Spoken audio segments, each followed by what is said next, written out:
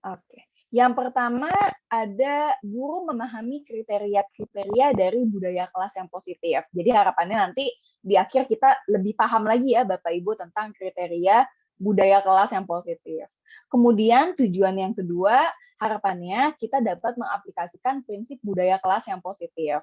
Nah, harapannya nih dua tujuan ini bisa kita capai gitu ya ke depannya, khususnya setelah sesi ini.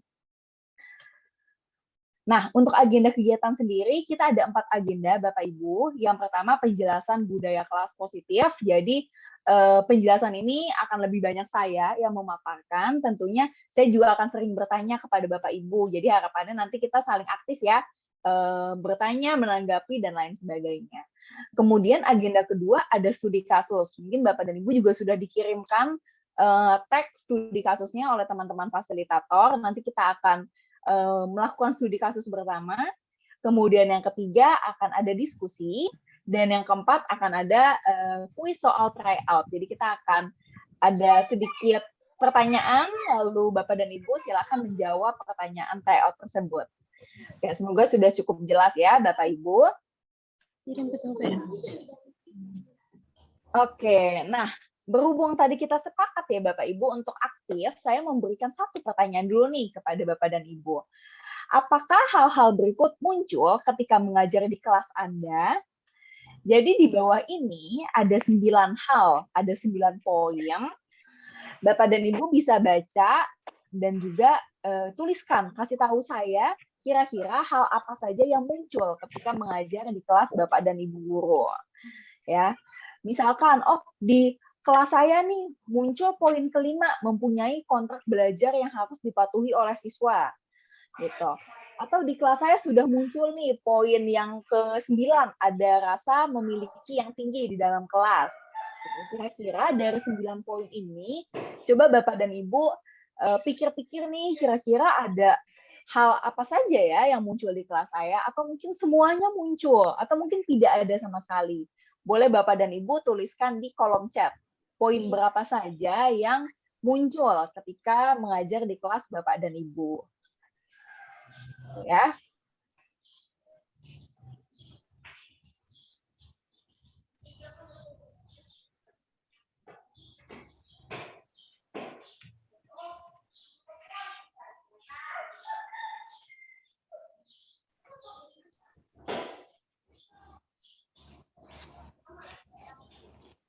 Oke, saya masih belum melihat nih jawabannya.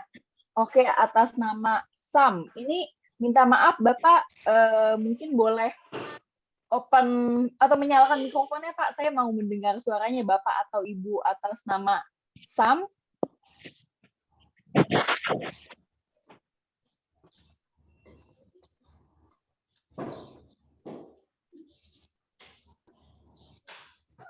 Saya melihat di kolom chat nih, sudah menuliskan poin 1, 2, dan 3. Oke. Boleh diceritakan Bapak atau Ibu?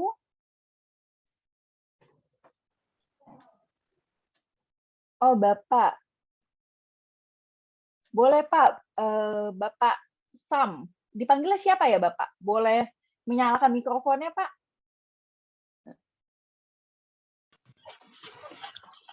Ya, selamat siang, Mbak. Siang, Bapak. Bapak dipanggilnya Pak siapa, Pak? Kalau saya boleh tahu nih. Pak Sam. Pak Sam ya? Oke, Pak. Poin 1 dan 2 dan 3 sudah muncul ya, Pak? Boleh diceritakan, Pak? Ya, kalau dalam pembelajaran di kelas yang paling sering dilakukan dari ke-9 poin yang sudah saya panggilnya kakak ya, kakak sampaikan ini. Boleh Bapak. Ya, 3 hal ini yang paling sering dilakukan. Kalau boleh tahu Pak Sam ini mengajar pelajaran apa Pak? IPS. Oh, IPS. Di tingkat SD atau SMP Bapak? SMP kelas 7. Oke, SMP kelas 7. Siap. Terima kasih Pak San. Jadi poin 1, 2, 3 ya, memberikan kesempatan kepada siswa untuk memberikan pendapat, kemudian meminta siswa untuk bekerja dalam kelompok, kemudian memberikan instruksi penugasan dengan jelas dan detail untuk mata pelajaran IPS kelas 7 ya Pak. Oke, Iya, terima kasih Pak Sam. Siap. Wah, sudah banyak juga nih Bapak dan Ibu yang menuliskan di kolom chat. Kebanyakan poin 1, 2, 3 ya. Kemudian ada juga poin 4, 6. Pak Jerry, kalau saya poin 7, soalnya banyak siswa, ada 37 siswa. Oke, kita lihat poin 7, kesulitan dalam menilai pemahaman siswa. Itu menjadi hal yang menantang ya, memang ya Bapak Ibu ya, jika siswanya banyak gitu, sampai 37 siswa. Mungkin Bapak dan Ibu juga ada yang mengalami hal serupa. Oke, terima kasih Bapak dan Ibu sudah menuliskan poin-poinnya nih di kolom chat. Nanti kita sambil intip-intip lagi. Izinkan saya lanjut ke slide yang berikutnya ya, Bapak Ibu. Oke, poin-poin mana yang telah Anda lakukan ketika mengajar di kelas sudah kita jawab tadi sama-sama. Nah, berkaitan dengan ke-9 poin tadi, itu ada kaitannya dengan materi yang akan kita pelajari bersama pada siang hari ini, tentang budaya kelas. Sebelumnya, mari kita pahami bersama ya Bapak Ibu, apa itu budaya kelas.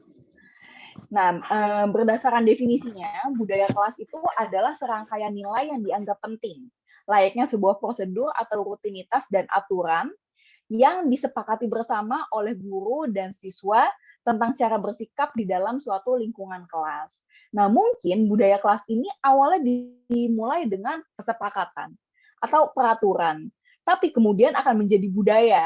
Ya, ketika menjadi budaya ini, akhirnya secara otomatis dilakukan di keseharian kita budaya kelas ini. Gitu. Nah, harapannya kita semua dapat membangun budaya kelas yang positif gitu ya, khususnya di kelas di mana Bapak dan Ibu guru mengajar. Gitu. Oke, selanjutnya terkait dengan budaya kelas tadi, sebelum kita masuk ke poin-poin kriteria budaya kelas, ada hal yang perlu diperhatikan Bapak Ibu mengenai keseimbangan dalam budaya kelas. Nah, untuk membangun budaya kelas yang positif, ada beberapa hal yang perlu diseimbangkan. Ya, ada dua aspek. Yang pertama struktur kelas, yang kedua adalah fokus. Nah, untuk struktur kelas ini kita perlu menyeimbangkan antara struktur kelas yang tertib dan penuh kontrol, serta struktur kelas yang fleksibel dan terbuka. Nah, bagaimana caranya nih? Kita perlu bisa berlatih gitu ya untuk memberikan situasi yang cukup seimbang, situasi yang tertib dan penuh kontrol, namun kelas juga tetap fleksibel dan terbuka, gitu sehingga murid-murid dapat belajar dengan optimal, gitu. Terus kemudian aspek yang kedua, fokus. Kita perlu belajar untuk menyeimbangkan antara fokus internal dan juga eksternal dalam pembelajaran, gitu ya. Fokus internal ini berkaitan dengan pembelajaran yang ada di dalam kelas, gitu. Terus eksternal ini kita tidak lupa juga untuk menyeimbangkan aktivitas atau kenyataan yang ada di luar kelas, begitu ya, Bapak Ibu. Karena kan bagaimanapun pembelajaran yang ada di dalam kelas ini pada waktunya akan perlu diaplikasikan di aktivitas di luar kelas begitu. Jadi kita juga perlu menyeimbangkan fokus internal dan juga eksternal. Nah, dua aspek ini perlu diseimbangkan untuk memberikan situasi yang optimal dalam proses belajar mengajar. Oke. Nah, selanjutnya kita masuk ke kriteria budaya kelas yang positif. Kalau tadi kita sudah mengetahui apa saja hal yang perlu diseimbangkan, ada juga kriteria budaya kelas yang positif. Di sini ada 4 poin, Bapak Ibu. Berdasarkan penelitian terhadap praktik pengajaran dan budaya kelas dari 350 Highly Effective Teachers oleh Thomas dan Heinowski pada tahun 2013. Jadi pada tahun itu Pak Thomas dan Pak Heinowski melakukan penelitian ya Bapak Ibu terhadap praktik pengajaran nih. Kemudian muncullah 4 kriteria budaya kelas yang positif. Yang pertama adalah hubungan yang erat dalam kelas atau dalam bahasa Inggris positive relationship. Kemudian yang kedua, lingkungan yang stabil atau stable environment. Kemudian yang ketiga, ekspektasi yang tinggi atau high expectation. Kemudian yang keempat, budaya perbaikan terus-menerus atau continuous improvement. Nah, selanjutnya kita akan bahas satu persatu ya, Bapak Ibu, dari 4 kriteria ini. Maksudnya apa sih? Nah, sebelum kita masuk ke masing-masing kriteria budaya kelas tadi, saya ingin tanya dulu nih sama Bapak Ibu. Bagaimana cara Bapak Ibu semua berkomunikasi dengan siswa saat ini? Baik di dalam kelas maupun di luar kelas. Nah, boleh nih Bapak Ibu, siapa yang ingin menjawab, boleh dijawab di kolom chat atau boleh mengangkat tangan ya dengan fitur raise hand, supaya kita bisa langsung ngobrol nih Bapak Ibu. Terkait dengan cara komunikasi dengan siswa yang sudah dilaksanakan sejauh ini.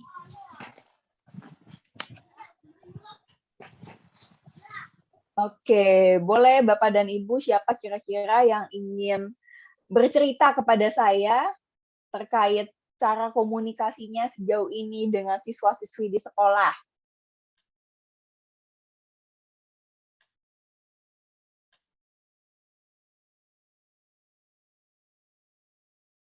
Adakah yang ingin berbagi kepada saya dan teman-teman guru yang lain, Bapak Ibu?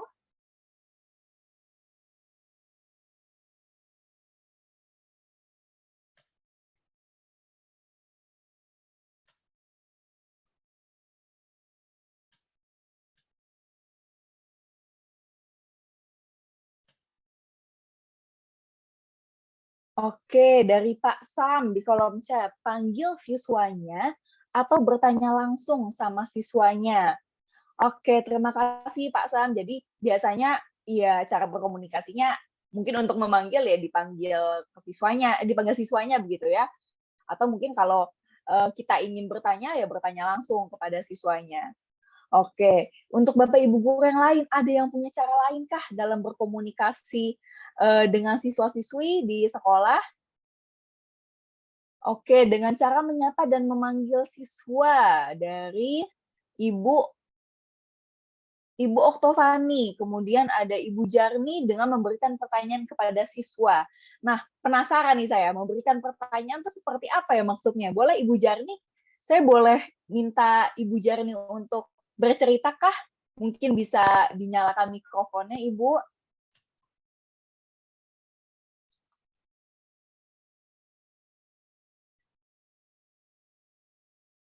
Biasanya pertanyaan apa, Bu, yang ditanyakan kepada siswa kalau di sekolah, Bu? Mungkin bisa langsung dinyalakan mikrofonnya, Ibu Jarni.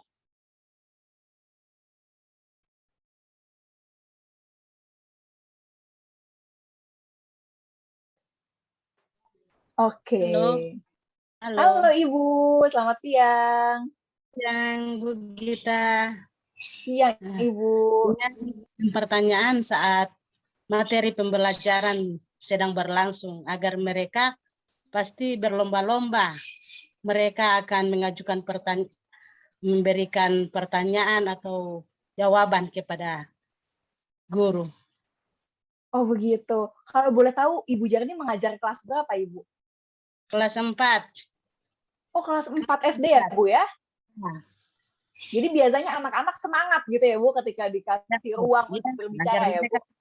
Dalam pembelajaran. Oke.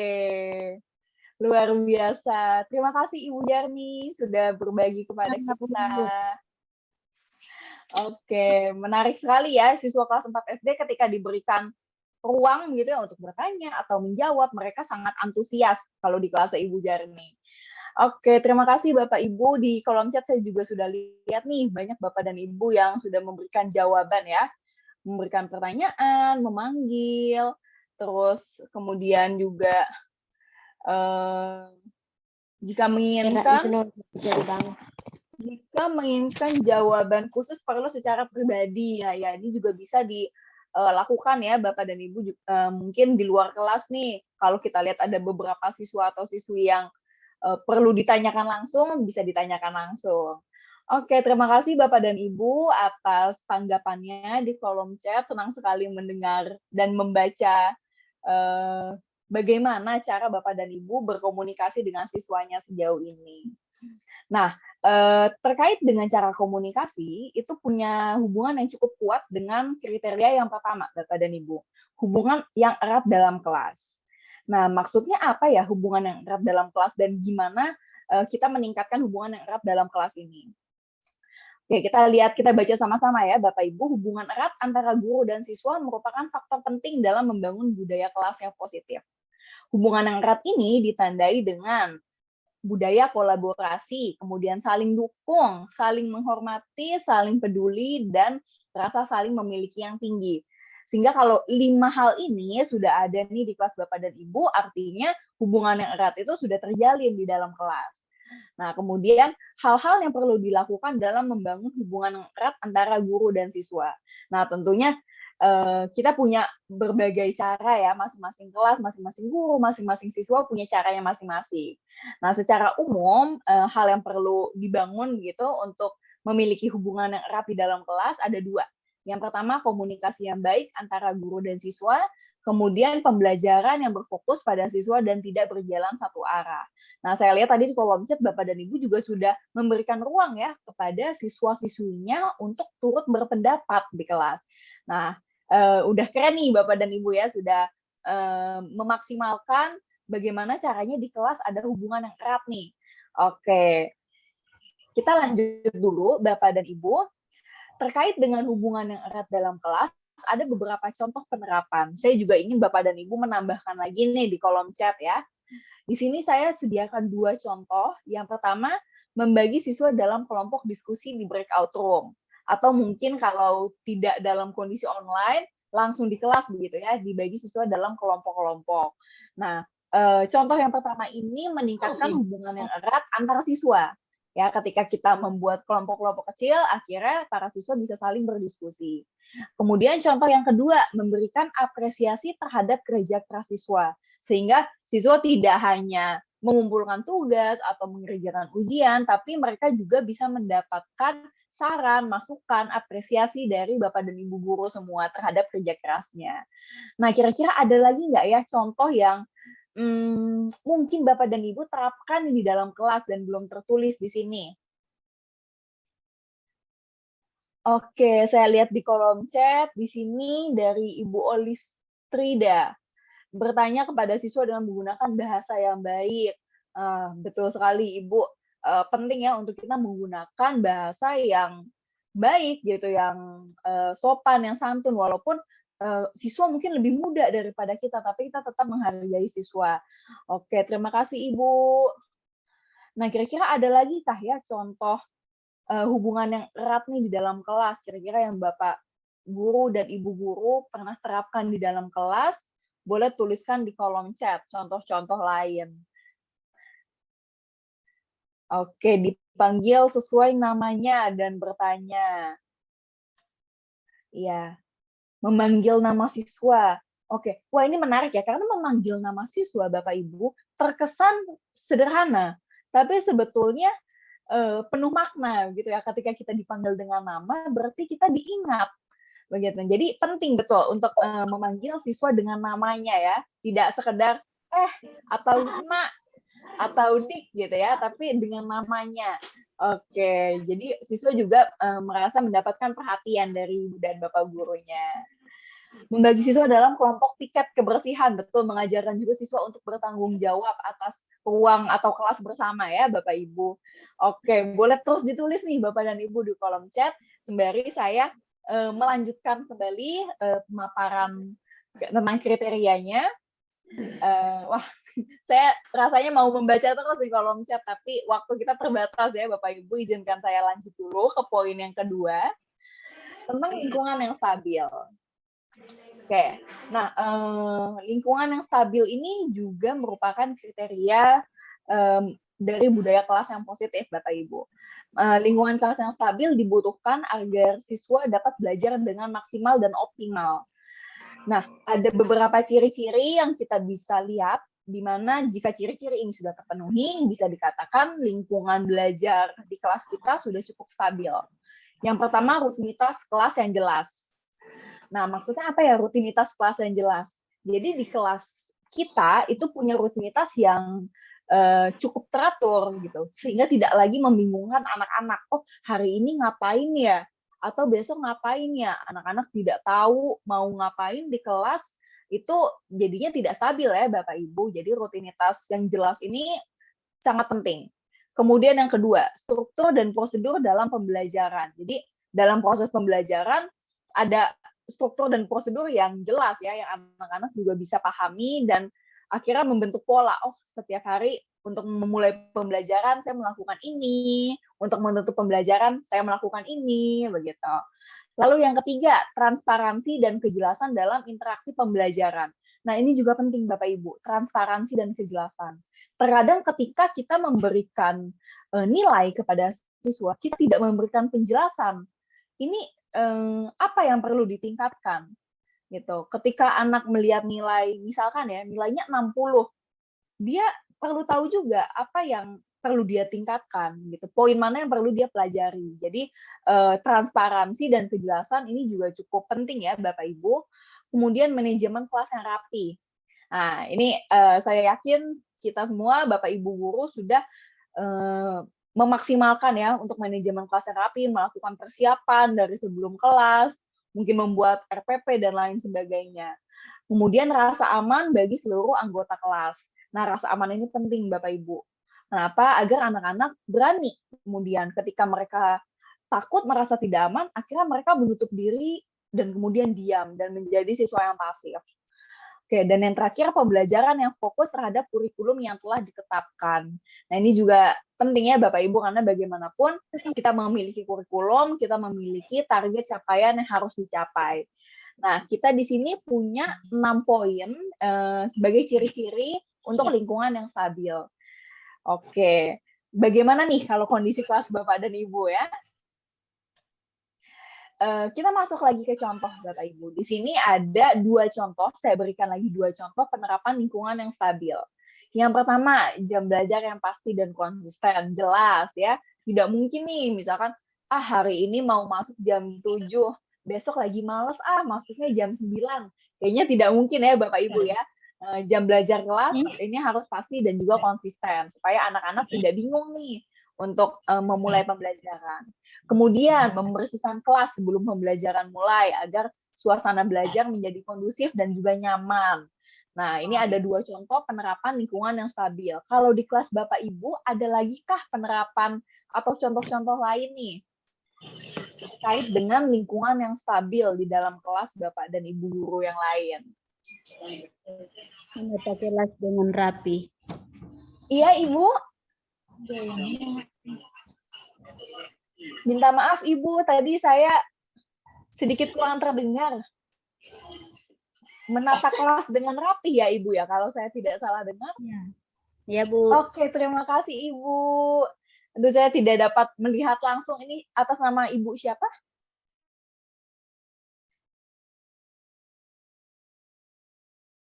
Atas nama siapa? Ibu Selni ya? Ya. Oke, terima kasih Ibu Selni. Contohnya. Oke, wah saya lihat di kolom chat sudah ada lagi ya contoh-contohnya ya. Berdoa sebelum memulai belajar mengajar. Terima kasih Pak Boris. Terus kemudian ada ini Ibu Santri ya, jadwal pelajaran yang telah ditetapkan. Betul, tentunya lagi-lagi untuk membuat siswa tidak bingung ya. Iya, berdoa sebelum belajar dan juga setelah belajar, betul. Berdoa ini juga penting ya, membiasakan kita memulai dan juga menutup proses pembelajaran dengan hal yang baik. Oke. Mempersilahkan manajemen pembelajaran. Oke, dari Ibu Jarni ya. Terima kasih Ibu. Oke, ada lagi kah contoh-contoh lain nih terkait dengan lingkungan yang stabil? Mungkin yang pernah dilakukan atau mungkin hal yang ingin dilakukan tapi belum maksimal. Oke, ada dari Ibu Oktovani mengatur pola tempat duduk yang berbeda.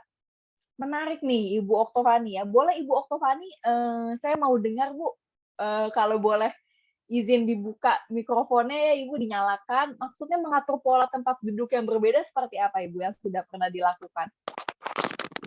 Untuk pembelajaran Kalau biasa untuk tempat duduknya yang hanya menghadap guru atau menghadap papan, ini di hari besok bisa diubah lagi, membuat huruf U, atau diubah lagi saling berhadapan, agar Oke. kita tidak merasa hanya seperti hari-harinya begitu. Harus diubah agar lebih menyenangkan. Oke. Wah, Ibu Oktovani minta maaf, Ibu mengajar di kelas berapa kalau boleh tahu, Bu? Kelas 5, Bu. Kelas 5 ya? Oke, terima kasih Ibu Oktovani. Wah, luar biasa, kelas 5 SD. Posisi duduknya diubah-ubah ya, agar sebenarnya bukan ya membuat bingung, tapi justru membuat anak-anak tidak bosan dan akhirnya mengetahui nih, oh bahwa posisi duduk yang nyaman tuh bisa berbagai macam. Kemudian oh biasanya ibu guru itu tidak akan membuat saya bosan di kelas gitu ya, mungkin dengan posisi duduk yang berbeda dan lain sebagainya. Terima kasih Ibu Oktovani. Boleh juga nih diterapkan ya Bapak dan Ibu guru. Oke. Wah, ada lagi di kolom chat mengecek keadaan siswa. Ini keren sekali ya Bapak Ibu mengecek keadaan siswa ya. Sehat atau sakit, kita juga perlu tahu betul nih kondisi siswa kita seperti apa gitu. Jangan sampai tidak masuk sebenarnya bukan karena bolos, tapi memang karena sakit begitu ya. Oke, banyak sekali nih Bapak dan Ibu yang sudah menuliskan di kolom chat ya. Oke, luar biasa, boleh terus ditambahkan Bapak Ibu. Saya izin langsung masuk lagi ke slide yang berikutnya. Di sini ada pertanyaan Bapak Ibu ya. Oke, pertanyaan berikutnya nih, wah Ibu Gita tanya terus, nggak apa-apa ya Bapak Ibu ya, biar kita aktif di sini dan kita bisa saling berbagi, memberikan ide satu sama lain. Ya. Apakah Bapak atau Ibu pernah merasa siswa tidak akan bisa memahami materi yang akan diajarkan? Pernah nggak ya punya perasaan seperti ini nih Bapak Ibu? Wah, kayaknya siswa saya yang ini nggak akan bisa nih paham sama materi saya. Wah, kayaknya materi ini terlalu susah nih untuk si A. Atau wah, kayaknya si A ini nggak bisa nih. Itu pernah nggak ya Bapak Ibu punya perasaan seperti ini? Oke, di kolom chat. Pernah. Muncullah. Ada Pak Adi Fran. Tidak pernah, saya penasaran nih sama Pak Adi. Boleh Pak Adi, boleh saya izin Bapak untuk menyampaikan pendapatnya, mungkin bisa dibuka mikrofonnya, bisa dinyalakan. Dari Pak Adi Fran, SD Kristen Immanuel Batumbalango. Oke, Pak Adi boleh Pak saya minta untuk berbagi Pak? Halo. Halo Bapak, selamat siang. Terdengar dengan jelas Pak?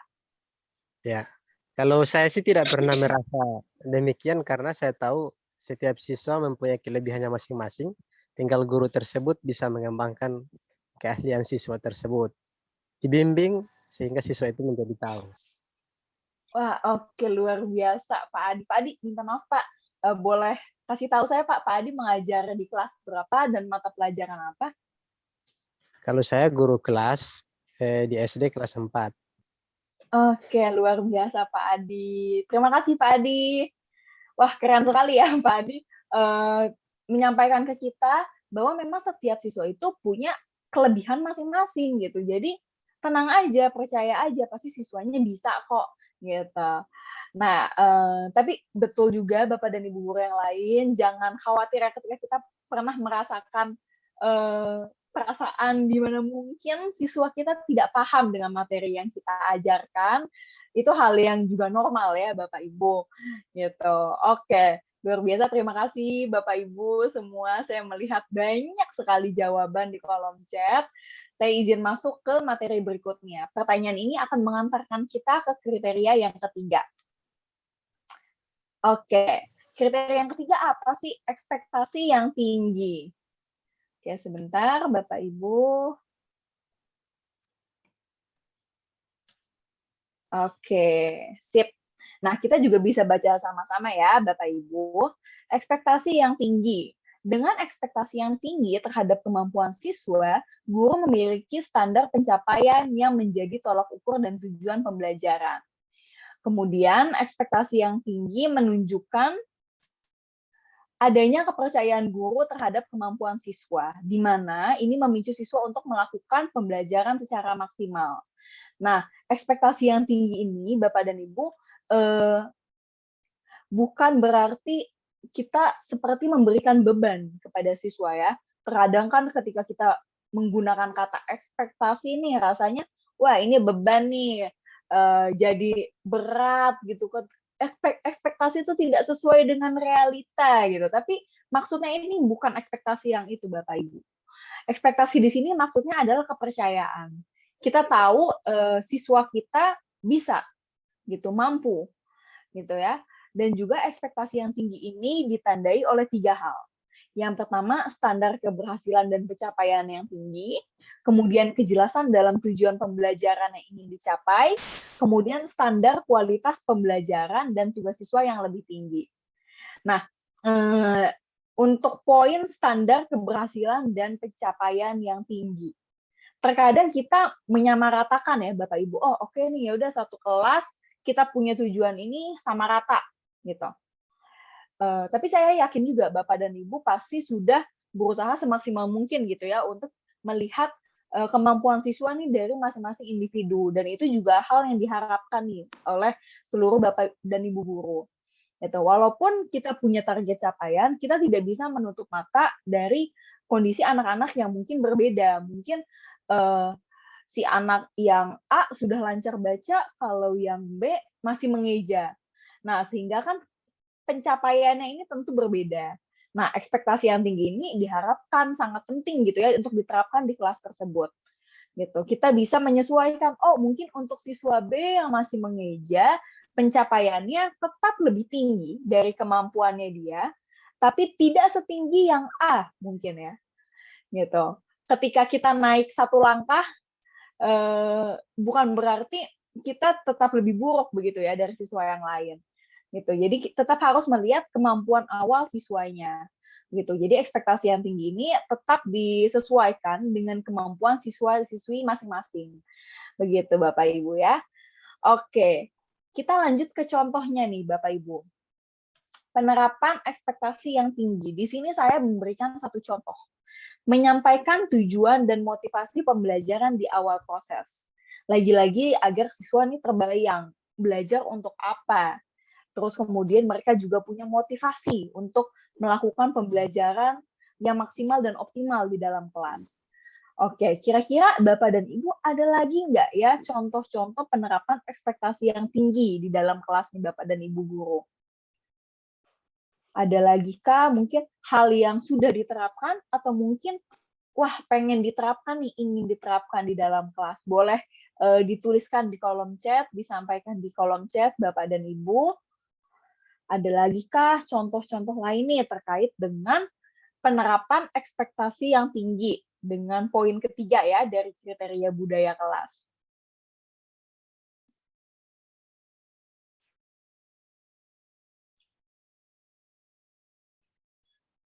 Oke, saya masih belum melihat di kolom chat.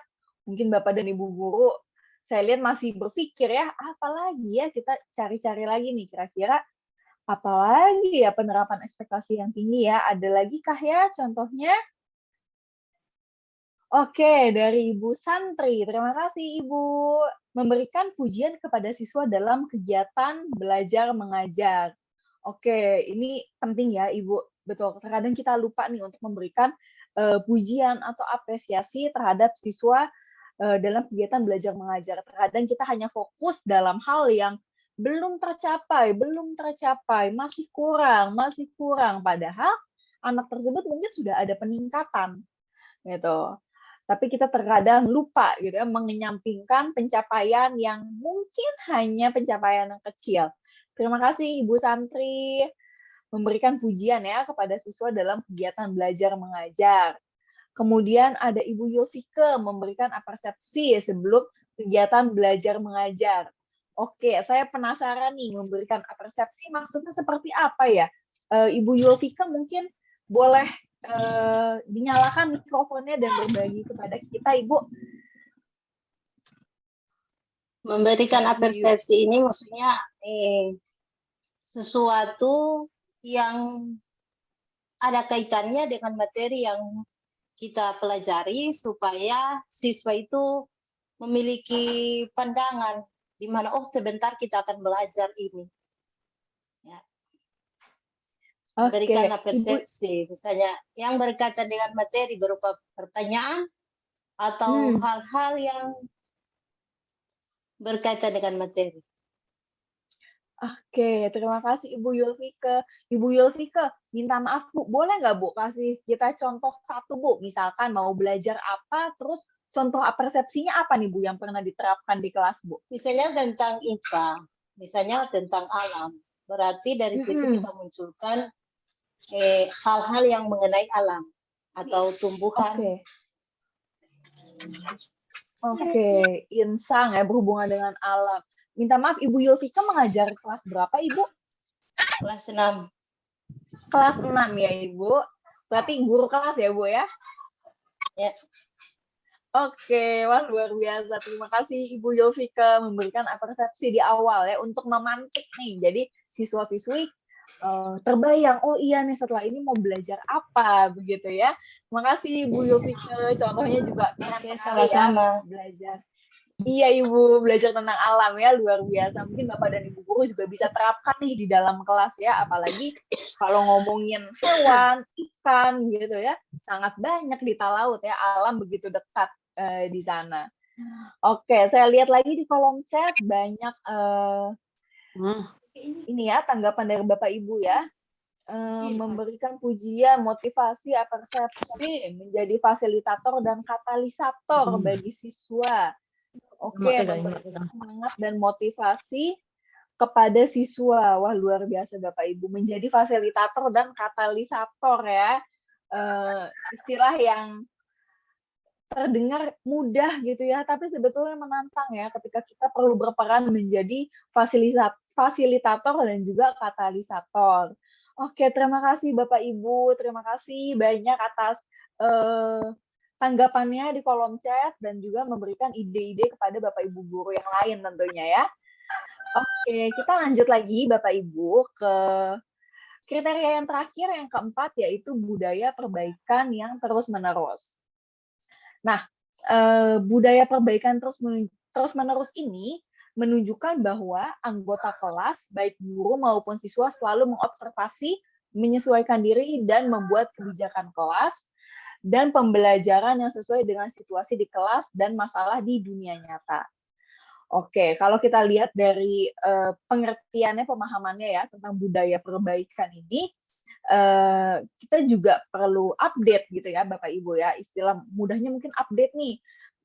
Ketika kita punya peraturan, ketika kita punya kebijakan, itu tidak semerta-merta berlaku selamanya gitu, tapi memang harus disesuaikan ya dengan kondisi kelas pada saat itu dan juga masalah di dunia nyata. Makanya kebijakan pemerintah terus ada revisi ya Bapak Ibu ya. Oke, terus kemudian budaya perbaikan terus-menerus ini ditandai dengan beberapa hal. Contohnya, adaptabilitas dengan kondisi aktual di kelas, seperti pada kemampuan dan ketertarikan siswa. Nah, rasanya saya yakin nih Bapak dan Ibu juga sudah menerapkan ini ya, jadi beradaptasi dengan kondisi-kondisi yang ada di dalam kelas. Karena terkadang kalau kita bikin rencana, kita bikin RPP, nggak bisa semerta-merta pasti sama 100%, ya pasti ada hal yang perlu disesuaikan di dalam kelas. Terus kemudian yang kedua, relevansi dengan situasi kelas. Mirip-mirip lagi ya dengan beradaptasi, ya harus dibuat relevan dengan situasi kelas pada saat itu. Kemudian yang ketiga, kreativitas. Nah, kreativitas ini juga merupakan tanda adanya budaya perbaikan terus-menerus, Bapak Ibu ya. Dengan adanya kreativitas, berarti kita berinovasi gitu ya, atau menyesuaikan diri, atau terus mengasah pikiran kita ya, apalagi ya, untuk memperbaiki diri secara terus-menerus. Kemudian yang keempat, eksperimen untuk menyesuaikan diri dengan situasi.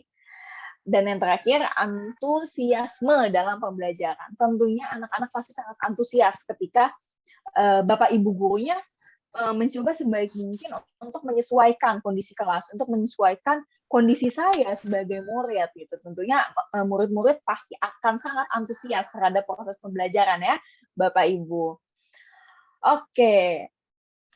Selanjutnya tentang contoh penerapan budaya perbaikan terus-menerus. Di sini saya berikan 2 contoh Bapak Ibu. Mencoba pembelajaran dengan aplikasi Zoom beserta fitur-fiturnya. Nah, ini salah satu contoh penerapan budaya perbaikan ketika kemarin ya, mungkin Bapak Ibu kita dalam kondisi pandemi gitu ya, mungkin sama sekali tidak boleh masuk sekolah, dan ketika kondisi sangat memungkinkan gitu ya untuk melakukan pembelajaran online, akhirnya penggunaan aplikasi Zoom ini diterapkan gitu. Atau mungkin seandainya tidak bisa pakai Zoom, pakai format lain gitu ya untuk tetap memaksimalkan, mengoptimalkan proses belajar mengajar. Lalu kemudian contoh berikutnya, mengoptimalkan penggunaan tes formatif seperti kuis ya, agar kita dapat melihat progres peningkatan siswa secara berkala, tidak hanya di awal, di akhir, udah. Tapi kita juga bisa melihat progresnya secara teratur ya, terus-menerus, seperti apa nih, mungkin seminggu, 2 minggu, makanya kuis ini bisa dilakukan. Oke, nah Bapak dan Ibu adakah ya contoh lain untuk penerapan budaya perbaikan terus-menerus nih? Oke, dari Pak Sam, kasih PR. Oke, kasih PR ya. Kasih PR ini saya rasa dari zaman saya dulu sekolah, Bapak Ibu guru sekolah, PR itu memang selalu menjadi hal yang dekat dengan siswa-siswi ya, untuk mempelajari kembali apa yang sudah diajarkan di dalam kelas gitu ya, untuk mengasah kembali kemampuannya dan menerapkan perbaikan diri. Oke, terima kasih Pak Sam. Mungkin Bapak Ibu guru yang lain nih, adakah contoh-contoh lain yang pernah diterapkan di dalam kelas terkait dengan budaya perbaikan terus-menerus? Oke, dari Ibu Meyanti, kasih tugas mirip-mirip dengan Pak Sam ya, kasih PR. Oke, dari Ibu Santri, mengadakan remedial dan pengayaan.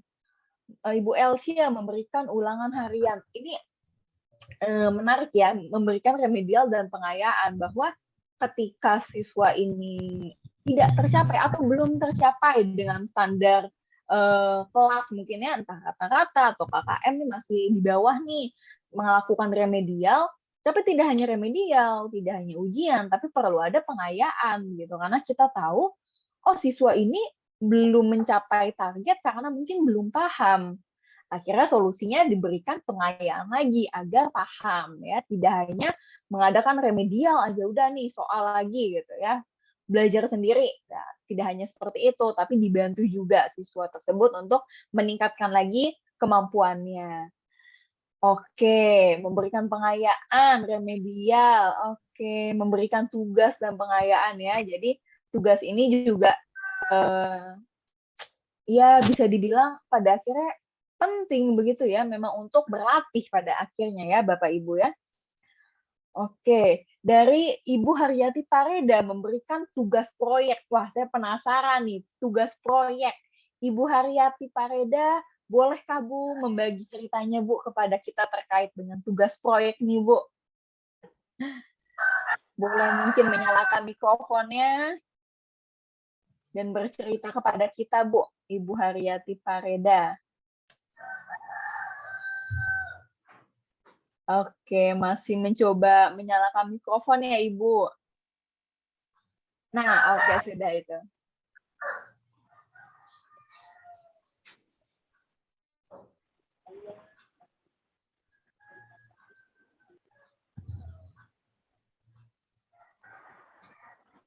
Halo Ibu Haryati, bisa dengar suara saya?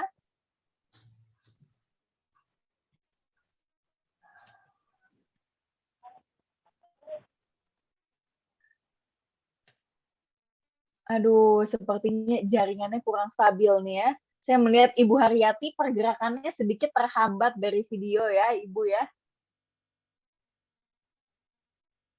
Aduh, padahal saya ingin sekali mendengar nih ya cerita tentang tugas proyek nih. Waduh, mungkin Ibu Haryati kalau boleh nih Bu diceritakan di kolom chat. Atau kalau sudah stabil, boleh diceritakan Ibu? Oke, kayaknya sulit ini. Saya lihat jaringannya sangat tidak stabil ya, jadi putus-putus ini untuk Ibu Haryati. Ibu Haryati minta maaf, boleh dituliskan Ibu di kolom chat mengenai tugas proyek Ibu, biar Bapak dan Ibu guru yang lain bisa turut mempelajari nih maksudnya tugas proyek apa ya. Oke, terima kasih Ibu Haryati, minta maaf karena jaringannya kurang stabil. Kita lanjut lagi membaca kolom chat ya Bapak Ibu, memberikan tugas mandiri atau kelompok dengan menggunakan media internet. Oke, melakukan refleksi di setiap akhir pembelajaran. Untuk Bapak atau Ibu Dekli, memberikan tugas mandiri atau kelompok dengan media internet ini seperti apa yang pernah diterapkan, Bapak? Ya Ibu, bagaimana Ibu? Ya, halo. Oh Bapak, halo Pak Dekli. Ya, nah begini maksudnya Bu ya. Jadi memberikan penugasan mandiri atau kelompok dengan menggunakan media internet maksudnya. Macam kemarin ada dalam suasana pandemi, itu kan tidak bisa melakukan kegiatan tatap muka langsung. Jadi memberikan petunjuk ke anak-anak untuk diberikan tugas dengan cara mencari sumber lewat media internet atau Google seperti itu Bu. Oke. Dibiasakan anak-anak untuk belajar mandiri. Oke, wah oke, keren. Pak Dekli minta maaf Pak, Bapak boleh cerita Pak, Bapak mengajar di kelas berapa? Kalau saya Bu, guru mata pelajaran di SMP, guru pelajaran PJOK, jadi saya mengajar kelas 7, 8, 9. Oke, Pak boleh cerita Pak, PJOK nih dengan internet itu seperti apa ya Pak contohnya Pak? Bagaimana Bu? Kalau PJOK terus memberikan tugas menggunakan internet itu seperti apa ya Pak? Ya misalnya kalau pemberian tugasnya tentang permainan sepak bola, itu bisa kan di internet ada bentuk pembelajaran dengan menggunakan video-video pembelajaran yang memberikan contoh-contoh gerakan-gerakan misalnya cara menendang bola dengan baik atau cara menyundul bola, kan ada itu di internet Bu. Oke, sehingga bisa dicoba langsung ya sama murid ya Pak ya setelah nonton ya Pak ya. Oke, wah luar biasa. Oke Pak Dekli, terima kasih Bapak sudah berbagi kepada kami. Oke, menarik ya. Mungkin untuk di tingkat SMP sedikit lebih mudah ya untuk memberikan instruksi penggunaan internet kepada siswa-siswi jika dibandingkan dengan siswa di tingkat SD ya, kelas 1, kelas 2, kelas 3. Tapi tentunya tidak menutup kemungkinan untuk tetap diterapkan di SD dengan bantuan orang tua ya Bapak Ibu. Nah, untuk penggunaan internet ini Bapak dan Ibu tentunya bisa menyesuaikan kembali dengan kondisi kelas, kondisi murid masing-masing. Oke, terima kasih Bapak Ibu telah menyampaikan pendapatnya.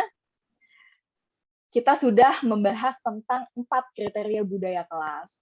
Lalu saya ingin kita melihat kembali nih, bagaimana keterkaitan antar 4 budaya kelas tadi ya. Bagaimana kita perlu menyeimbangkan keempatnya agar terbangun budaya kelas yang positif. Oke, nah di sini sudah ada 4 ya Bapak Ibu yang sudah kita bahas lagi, sudah tadi barusan kita bahas sama-sama ya Bapak Ibu. Yang pertama hubungan yang erat dalam kelas, kemudian lingkungan kelas yang stabil, kemudian ekspektasi yang tinggi, dan ada budaya perbaikan terus-menerus. Jika kita ingat di awal tadi, kita sempat membahas tentang keseimbangan dari 2 aspek. Ya, yang pertama aspek struktur, yang kedua aspek fokus. Nah, untuk struktur ini ada fleksibilitas dan keterbukaan, serta keteraturan dan kontrol. Kalau kita lihat nih ada yang di garis vertikal ya, atau sumbu Y ya.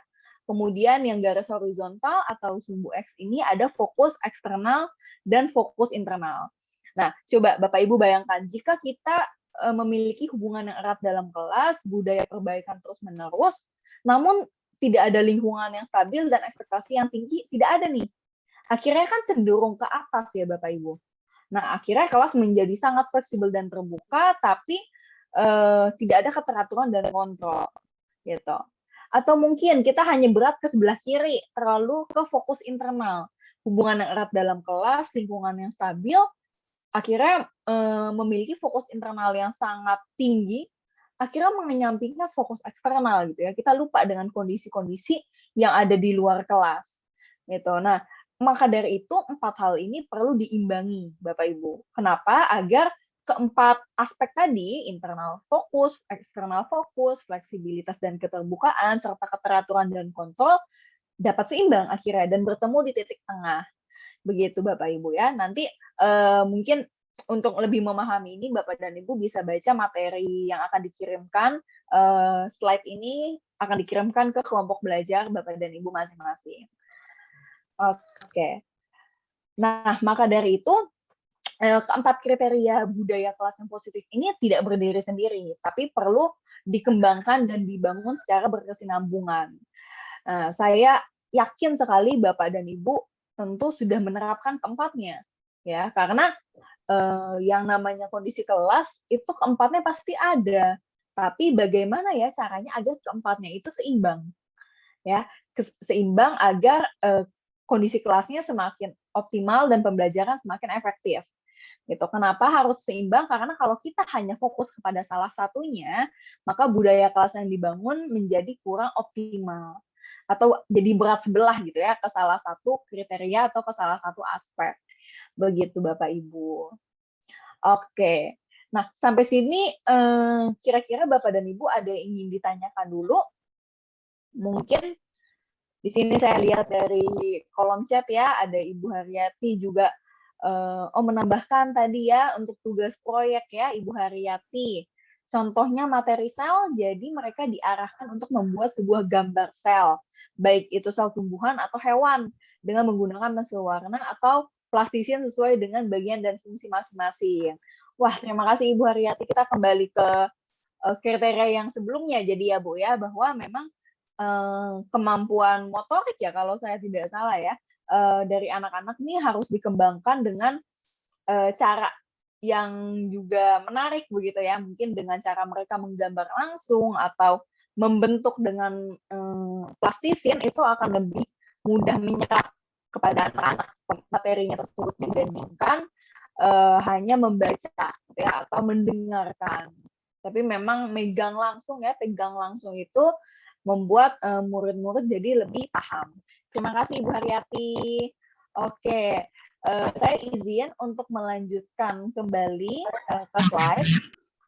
Bapak dan Ibu jika ada yang ingin ditanyakan boleh dituliskan di kolom chat ya Bapak Ibu, nanti kita akan jawab sama-sama. Nah, sekarang saya ingin bertanya lagi nih kepada Bapak dan Ibu. Seperti apa kira-kira situasi kelas jika ya kondisinya guru memiliki ekspektasi yang tinggi dan membangun lingkungan kelas yang stabil, tapi tidak membangun hubungan yang erat dan tidak membangun budaya perbaikan terus-menerus. Jadi hanya dua nih kriteria yang yang dioptimalkan di kelas ya, ekspektasi yang tinggi dan juga lingkungan kelas yang stabil. Namun untuk hubungan yang erat dan budaya perbaikan terus-menerus itu dikesampingkan. Kira-kira situasi kelasnya akan seperti apa ya Bapak Ibu ya?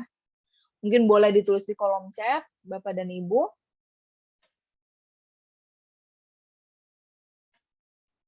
Akan seperti apa ya kondisi kelasnya ya?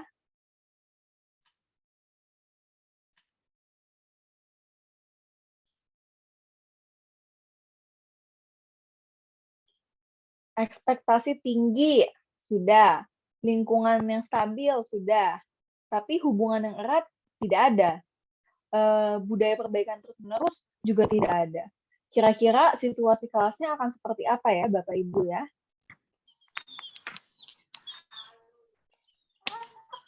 Boleh dituliskan di kolom chat, atau mungkin mau menyampaikan lewat secara verbal atau lisan, Bapak Ibu bisa raise hand ya, menggunakan fitur raise hand, angkat tangan.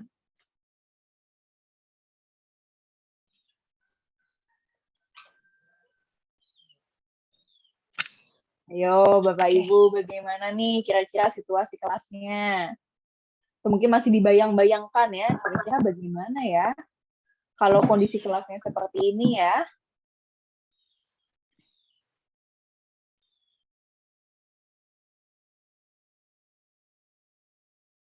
Oke, ada Pak Mike. Pak Mike Pasi, betul?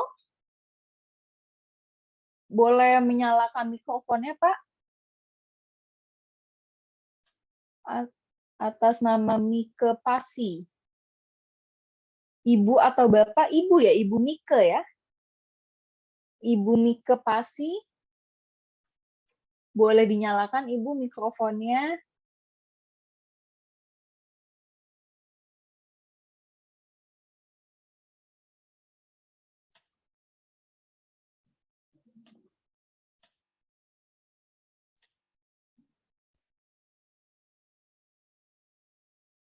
Belum terdengar, Ibu Mike? Sudah raise hand, ya, sudah angkat tangan. Boleh langsung dinyalakan mikrofonnya, Ibu, dan disampaikan pendapatnya. Bapak Ibu guru yang lain bisa juga tuliskan jawabannya di kolom chat ya, Bapak Ibu.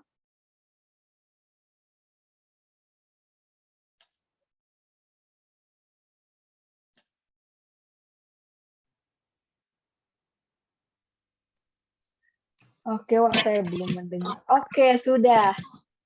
Iya, Ibu Mike, bagaimana Ibu?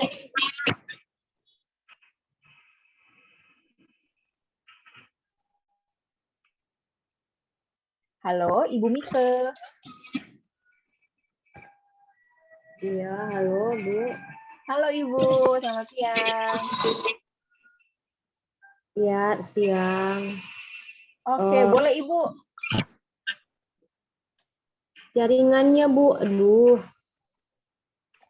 Oke, tidak apa-apa Ibu, suaranya cukup terdengar jelas Ibu.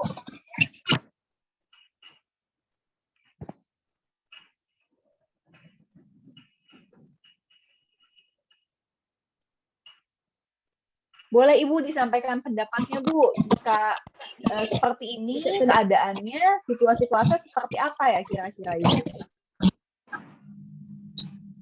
Bisa kedengaran ya Bu ya? Terdengar Ibu.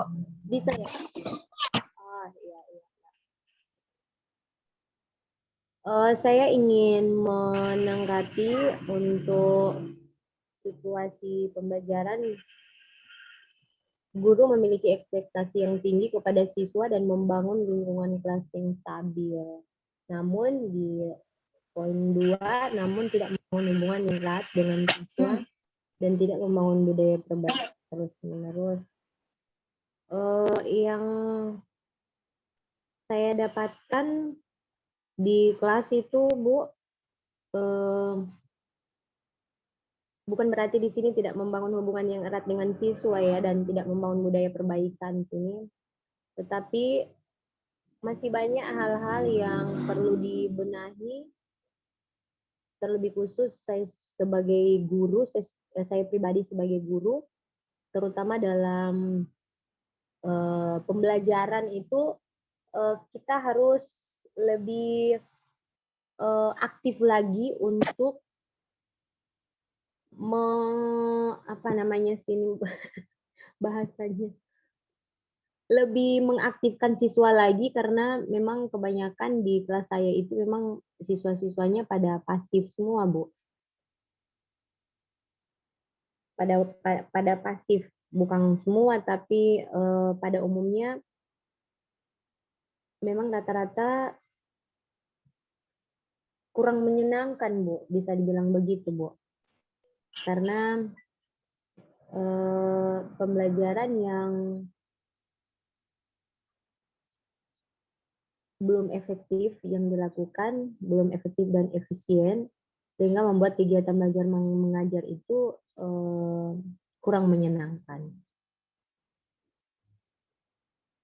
Itu Bu ya. Aduh, jaringan. Iya, baik Ibu Mike. Terima kasih banyak Ibu atas jawabannya. Sepertinya Ibu Gita terlempar ya Ibu karena jaringan. Iya, Bu.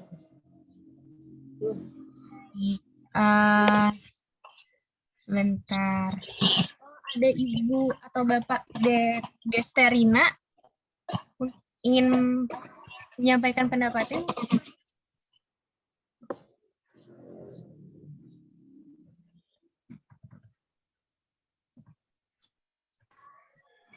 Terima kasih atas kesempatan.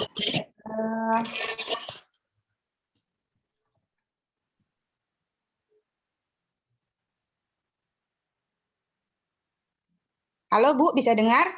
Iya Ibu. Oke. Menurut saya, kalau dalam suatu kelas di mana gurunya memberikan ekspektasi yang tinggi kepada siswa, tapi dia tidak membangun hubungan erat dengan siswanya itu sendiri, sedangkan ekspektasi yang diberikan begitu tinggi, otomatis para siswa ini akan merasa takut. Jadi mereka tentu saja misalnya ingin menjawab tapi takut salah, ingin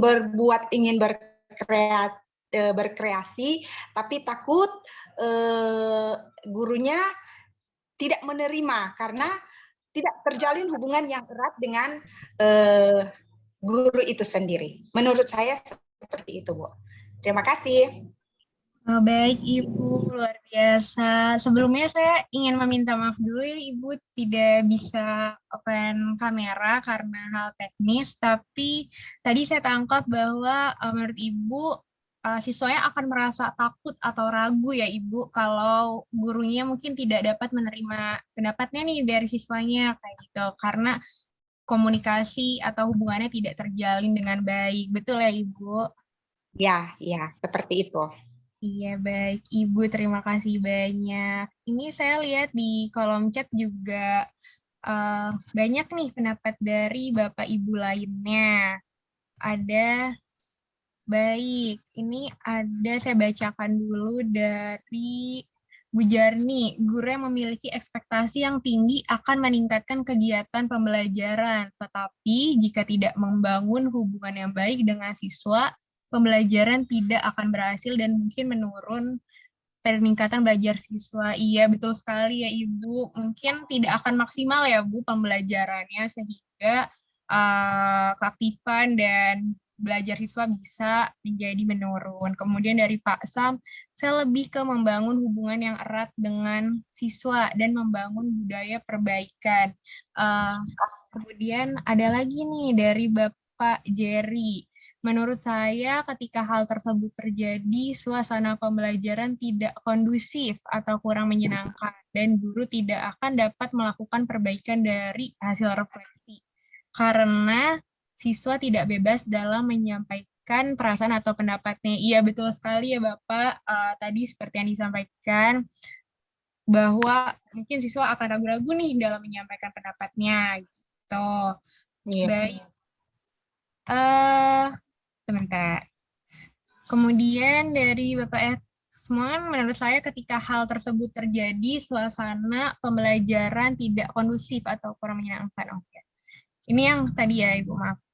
Dari Pak Darman, pembelajaran tidak terbuka baik. Pembelajaran akan cenderung tertutup ya Bapak Ibu karena komunikasinya tidak dapat terjalan dengan baik nih antara guru dengan siswanya. Baik Bapak Ibu, saya izin sebentar untuk share screen. Baik. Terima kasih.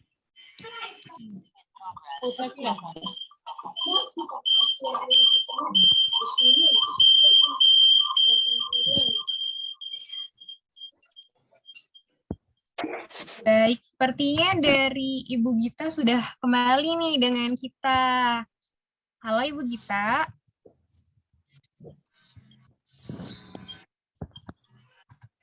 Apakah sudah aman Ibu?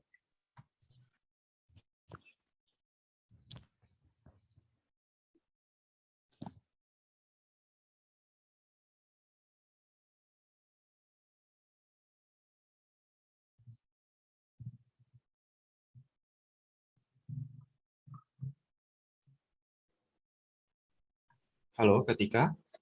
Oh iya, baik. Bapak Diki mungkin akan melanjutkan untuk penjelasan materi selanjutnya ya, Bapak Ibu. Terima kasih kepada Bapak Diki, saya persilahkan. Oke, mohon maaf Bapak Ibu guru semuanya karena tiba-tiba Ibu kita terlempar ya. Jadi izin Bapak Ibu Guru, saya yang akan melanjutkan untuk webinar kita pada sore hari ini. Nah, sebetulnya Bapak Ibu Guru kita sudah sampai pada akhir dari sesi webinar kita. Bapak Ibu Guru barangkali bisa next dulu. Oke. Oke, Bapak Ibu Guru, suara saya terdengar jelas ya Bapak Ibu Guru ya? Ya Pak Diki. Dengar Kak. Iya jelas. Jelas Pak Diki. Oke. Nah, Bapak Ibu Guru, saya izin melanjutkan ya, Bapak dan Ibu Guru. Jadi pada agenda selanjutnya kita akan melakukan studi kasus nih, Bapak dan Ibu Guru. Nah, dalam studi kasus kali ini kita akan mendapatkan kita akan membaca 2 buah studi kasus gitu ya, Bapak Ibu Guru ya. Kemudian nanti Bapak dan Ibu Guru diharapkan untuk mengidentifikasi kriteria budaya kelas dari yang ada pada kedua kelas tersebut, Bapak Ibu Guru. Nah, nanti pertanyaannya apa-apa saja dari studi kasus ini nanti kita akan lihat di akhir. Nah, studi kasusnya juga harapannya fasilitator dari masing-masing kelompoknya sudah mengirimkan juga ya Bapak dan Ibu Guru ya, sambil saya juga bisa membacakan di layarnya Bapak dan Ibu Guru. Oke. Nah, ini studi kasus pertama, Bapak Ibu Guru boleh simak gitu ya. Kemudian Bapak Ibu Guru juga boleh baca lagi nanti ketika pertanyaannya sudah diberikan gitu ya Bapak Ibu Guru ya. Oke, studi kasus yang pertama, Ibu Sandra adalah seorang guru wali kelas untuk siswa-siswi SD kelas 5. Ibu Sandra adalah seorang guru yang selalu berusaha untuk membuat pembelajaran siswa sangat sesuai dengan tuntutan kurikulum. Agar siswa di kelasnya dapat memahami pembelajaran, Ibu Sandra umumnya mengajar dengan metode ceramah dan memberikan instruksi kepada siswa.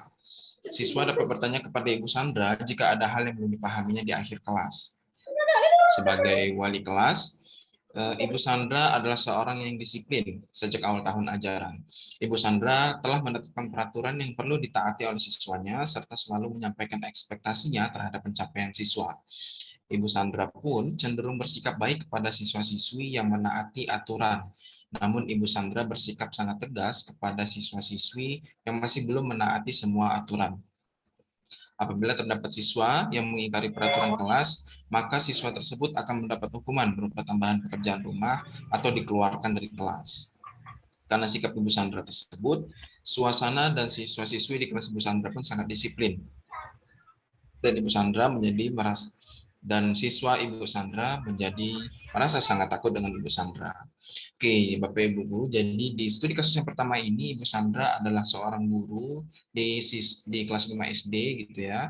Kemudian Ibu Sandra selalu mengajar dengan metode ceramah, memberikan instruksi, kemudian dapat bertanya jika ada hal-hal yang perlu dipahami oleh siswanya di akhir ketika sesi pembelajaran gitu ya. Kemudian Ibu Sandra juga adalah seorang pribadi yang disiplin. Sejak awal tahun ajaran, Ibu Sandra sudah menetapkan peraturan-peraturan yang perlu ditaati gitu ya. Kemudian Ibu Sandra juga cenderung bersikap baik kepada siswa-siswa yang sudah bisa menaati dan melakukan semua peraturan. Kemudian bersikap sangat tegas, kemudian memberikan hukuman juga kepada siswa yang belum terlalu menaati peraturan-peraturan gitu ya. Oke, nah ini studi kasus yang pertama. Sekarang kita lanjut ke studi kasus yang kedua. Studi kasus yang kedua, Ibu Ayu adalah seorang guru matematika kelas 8. Sebagai guru, Ibu Ayu selalu berusaha agar siswa-siswinya dapat benar-benar memahami materi dan berhasil mengerjakan tugas matematika. Karena demikian, setiap kelas Bu Ayu pun diawali dan diakhiri dengan diskusi dengan siswa, di mana siswa dapat menceritakan hal-hal atau materi yang belum dipahaminya. Hasil diskusi dengan siswa tersebut pun dijadikan landasan untuk mengembangkan pembelajaran sesuai dengan kebutuhan dan ketertarikan siswa. Namun sejalan dengan tuntutan kurikulum, Ibu Ayu percaya bahwa siswa pasti berhasil dalam matematika jika siswa didengarkan dan dapat belajar dengan metode yang tepat. Agar proses pembelajaran dapat membantu siswa untuk belajar secara maksimal, Ibu Ayu dengan siswa-siswi pun menentukan peraturan kelas bersama-sama di awal tahun ajaran.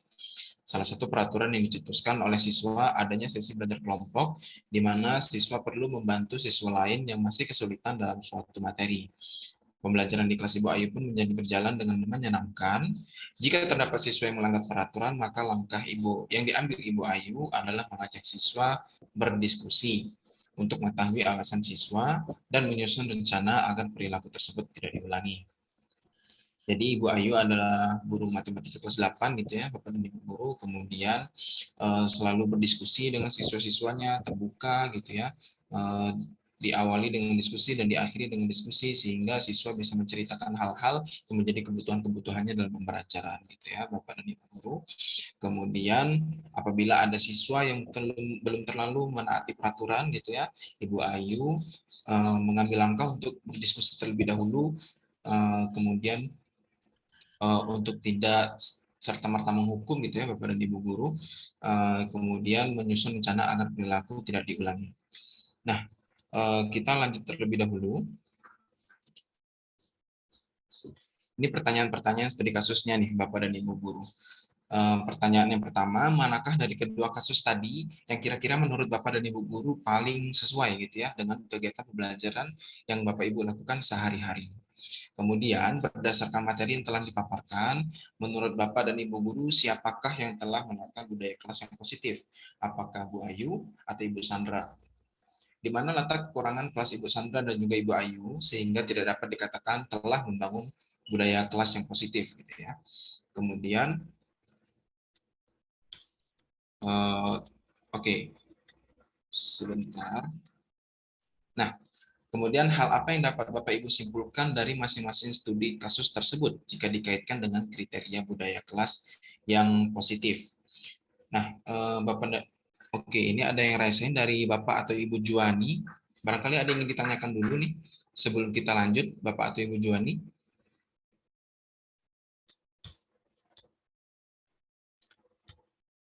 Halo, Bapak atau Ibu Juwani.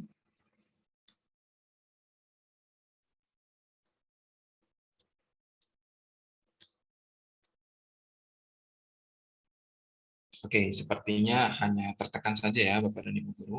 Ya, sekali lagi saya barangkali remind ke Bapak dan Ibu guru untuk studi kasusnya sudah dikirimkan ke masing-masing WA-nya Bapak dan Ibu guru oleh fasilitator masing-masing kelompok gitu ya Bapak dan Ibu guru.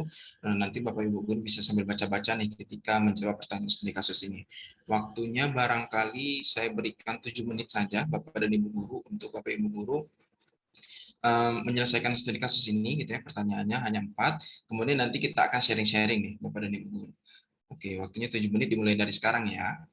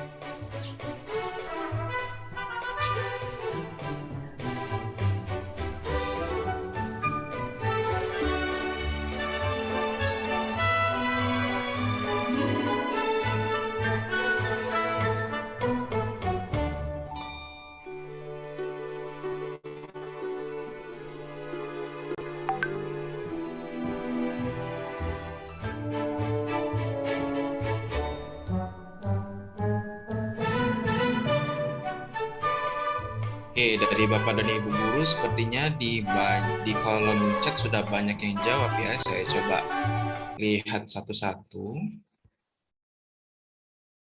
Dari Ibu Esra, kadang-kadang seperti Ibu Ayu, kadang juga seperti Ibu Sandra. Oke, berarti masih memang banyak perlu penyesuaian di sana-sini ya Bapak dan Ibu guru ya. Kita perlu ingat ada budaya kelas yang terakhir, yaitu adalah budaya perbaikan terus-menerus ya Bapak dan Ibu guru. Nah inilah kadang-kadang kita juga harus perlu meminta pendapat dari siswa-siswa kita bagaimana baiknya dan apa kebutuhan-kebutuhan mereka gitu ya. Dari Ibu Selni, kalau Ibu Sandra mungkin terlalu menekan siswa sehingga siswa di saat KBM berjalan mau bertanya pun sudah merasa takut. Oke, nah ini barangkali akibat terlalu teratur tadi ya Ibu Selni ya, kemudian dari Ibu Sandranya juga apabila ada kesalahan langsung memberikan tugas tambahan dan menghukum keluar kelas. Nah itu memberikan rasa takut tersendiri tuh untuk siswa-siswanya gitu ya. Oke. Dari Ibu Valen, sepertinya lebih kepada Ibu Ayu nih dari kegiatan pembelajaran yang sehari-hari Ibu Valen terapkan gitu ya. Sudah sangat baik Ibu Valen, terima kasih. Kemudian dari Ibu Oktovani, seperti Ibu Ayu namun kadang terjadi juga seperti Ibu Sandra. Oke, terima kasih Ibu Oktovani. Kemudian seperti Ibu Ayu dari Ibu Juani ya, seperti Ibu Ayu dan juga kadang seperti Ibu Sandra. Oke. Kasus Ibu Ayu dan Ibu Melati. Dari Ibu LC, berdasarkan materi studi kasus yang lebih menerapkan budaya kelas positif adalah Ibu Ayu, karena Ibu Ayu telah membangun hubungan yang erat dengan siswa, memiliki ekspektasi yang tinggi dan tidak membuat siswa takut. Oke, baik, terima kasih Ibu LC. Nah, sudah banyak sekali nih yang menjawab di kolom chat. Nah, barangkali saya mau minta salah satu dari Bapak atau Ibu guru perwakilan gitu ya dari masing-masing kelompok SD dan juga kelompok SMP gitu ya untuk menyatakan atau menjawab secara langsung nih, ngomong di Zoom kita sama-sama supaya juga bisa terjadi diskusi nanti yang barangkali Bapak dan Ibu guru. Ada yang mau coba gitu ya, raise hand, kemudian baru kita open mic untuk kemudian nanti kita ngobrol-ngobrol nih terkait pertanyaan dari studi kasus ini. Persilakan Bapak dan Ibu guru.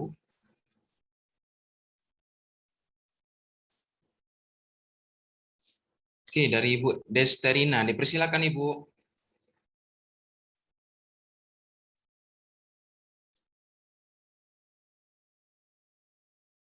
Barangkali boleh open mic dulu Ibu. Dibuka dulu mikrofon. Nah, siap, mantap. Boleh Ibu, silakan. Terima kasih atas kesempatan. Menurut saya dari studi kasus dua studi kasus ini, Ibu Ayu yang sudah menerapkan budaya positif karena Ibu Ayu diskusikan hal-hal yang membuat siswa tidak membuat tugas mungkin.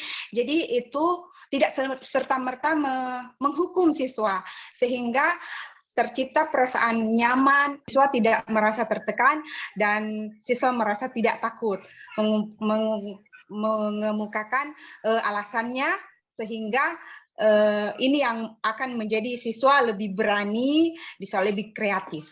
Itu menurut saya begitu, Pak.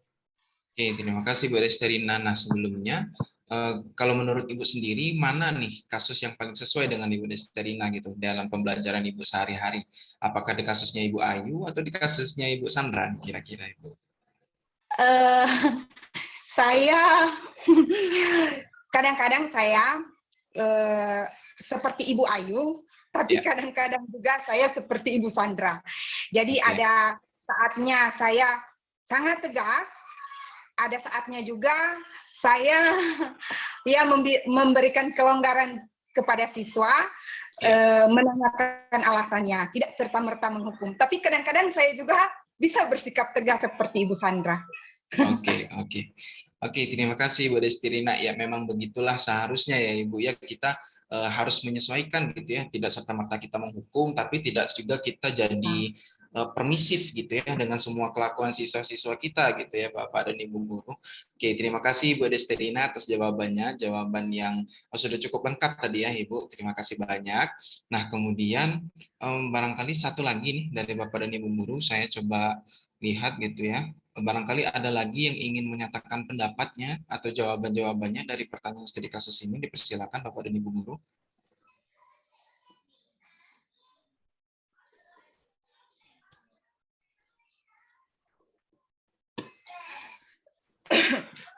Mana nih Bapak dan Ibu guru? Oke, saya coba baca di kolom chat. Dari Ibu Dorci, yang menerapkan budaya positif adalah Ibu Ayu, karena Ibu Ayu sudah membangun hubungan erat dengan siswa. Oke, terima kasih Bu Dorci. Kemudian Ibu Sandra, letak kekurangannya membuat anak merasa takut karena sikapnya yang tegas ketika siswa melanggar peraturan mendapat hukuman yang lebih. Oke, terima kasih Ibu Valen. Kemudian Ibu Haryati Pareda. Kita boleh mengambil pengalaman dari Ibu Ayu memiliki dedikasi tinggi, membangun hubungan yang baik dengan siswa. Betul nih Ibu Haryati. Oke, terima kasih Ibu. Dari Ibu LC, kekurangan dari Ibu Sandra yaitu tidak ada sharing dengan siswa mengenai kendala dalam pembelajaran. Sehingga siswa lebih rileks, lebih berani dan menyampaikan masalah dalam pembelajaran. Ya betul Ibu LC ya, jadi kita memang sesekali gitu ya, atau bahkan mungkin bisa diperbanyak gitu ya, kita melakukan sharing dengan siswa-siswa kita supaya siswa, kita tahu nih kebutuhan siswa apa yang siswa rasakan gitu ya. Oke, dari Ibu Masna, kasus yang paling sesuai adalah Ibu Ayu, karena bisa menciptakan kelas yang baik, sedangkan Ibu Sandra menciptakan suasana kelas yang tidak menyenangkan terhadap siswa. Oke, benar juga nih Ibu Masna. Terima kasih Ibu. Dari Ibu Exmon, Bapak atau Ibu Exmon gitu ya, mau Ibu Ayu atau Ibu Sandra tergantung pada situasi kondisi pada saat itu. Nah, ini dia nih, barangkali Bapak atau Ibu Exmon bisa menjelaskan lebih detail lagi gitu ya, lebih panjang lagi itu mengenai pendapatnya ini nih, tergantung situasi dan kondisi, pada situasi apa kita seharusnya bersikap seperti Ibu Ayu gitu ya, dan pada situasi apa kita harus bersikap sebagai Ibu Sandra. Barangkali Bapak atau Ibu Exmon bisa menjelaskan lebih lanjut, gimana? Silakan Bapak atau Ibu Exmon.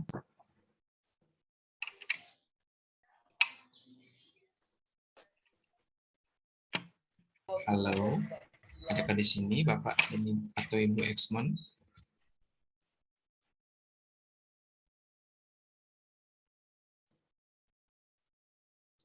Atau dari Bapak atau Ibu guru yang lain nih, barangkali ada yang punya pendapat sama gitu ya, tergantung situasi kondisi, sesuaikan dengan kondisinya. Kalau memang kondisinya memungkinkan kita bersikap seperti Ibu Ayu gitu ya, atau memang kondisinya memaksa harus bersikap seperti Ibu Sandra. Barangkali ada punya pendapat sama nih dari Bapak dan Ibu guru, boleh menyatakan pendapatnya. Oke, satu lagi nih dari Ibu Sandri. Letak kekurangan Ibu Sandra yaitu Ibu Sandra menciptakan suasana kelas yang tidak menyenangkan. Ya, karena pada siswa yang melanggar peraturan gitu ya, Ibu Sandra menghukum dengan memberikan tugas tambahan dan mengeluarkan hari kelas gitu ya. Itu kan sebuah hukuman yang memang cukup membuat takut siswa-siswa kita ya Bapak dan Ibu ya. Nah, saya masih penasaran nih dengan jawabannya dari Bapak atau Ibu Exmon gitu ya. Tergantung dengan situasi dan kondisi. Nah, seperti apa nih? Barangkali dari Bapak atau Ibu Exmon atau dari Bapak Ibu guru yang lain yang punya pendapat sama, barangkali bisa menyatakan pendapatnya atau menjelaskan gitu ya. Gimana nih Bapak dan Ibu guru?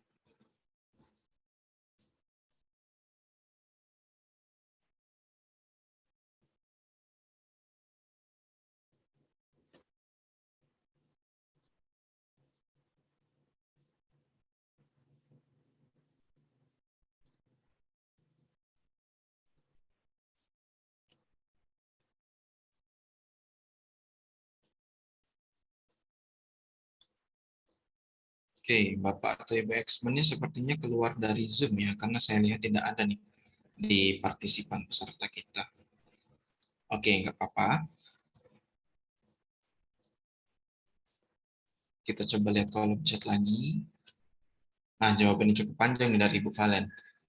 Bapak atau Ibu Valen ya, kita dapat mencontohkan perilaku Ibu Ayu yang membangun hubungan siswa yang erat gitu ya dengan siswa sehingga dapat membangun hubungan yang positif atau baik dengan siswa, tapi juga diperlukan sikap yang tegas dalam mengajar agar supaya siswa juga turut kepada guru, tidak mengikuti keinginannya sendiri. Nah, barangkali dari Bapak atau Ibu Valen bisa menjelaskan lebih lanjut nih, lewat mic langsung ngomong gitu ya. Dipersilakan Bapak atau Ibu Valen.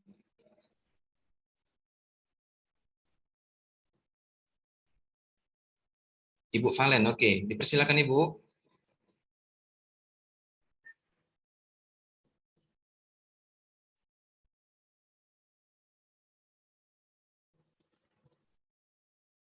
Halo Ibu Valen.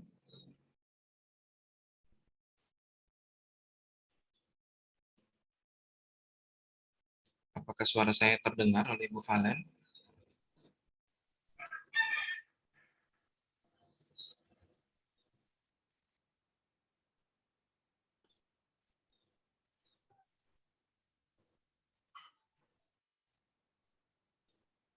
Halo Ibu. Halo Ibu Valen.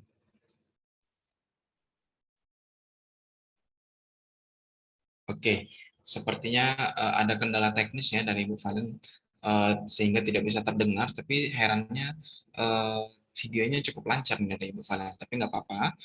Jadi dari Ibu Valen gitu ya sudah bisa tadi cukup menjelaskan gitu ya Bapak dan Ibu guru kalau misalnya kita bergantung dengan situasi kondisi gitu ya membangun hubungan kita dapat mencontoh dengan perilakunya Ibu Ayu gitu ya dalam mengajar kalau kita bisa membangun hubungan yang erat dengan siswa supaya kita bisa membangun hubungan yang positif. Tetapi ada kalanya juga kita harus tegas dan juga barangkali kita punya target gitu ya untuk sesuai dengan kurikulum gitu.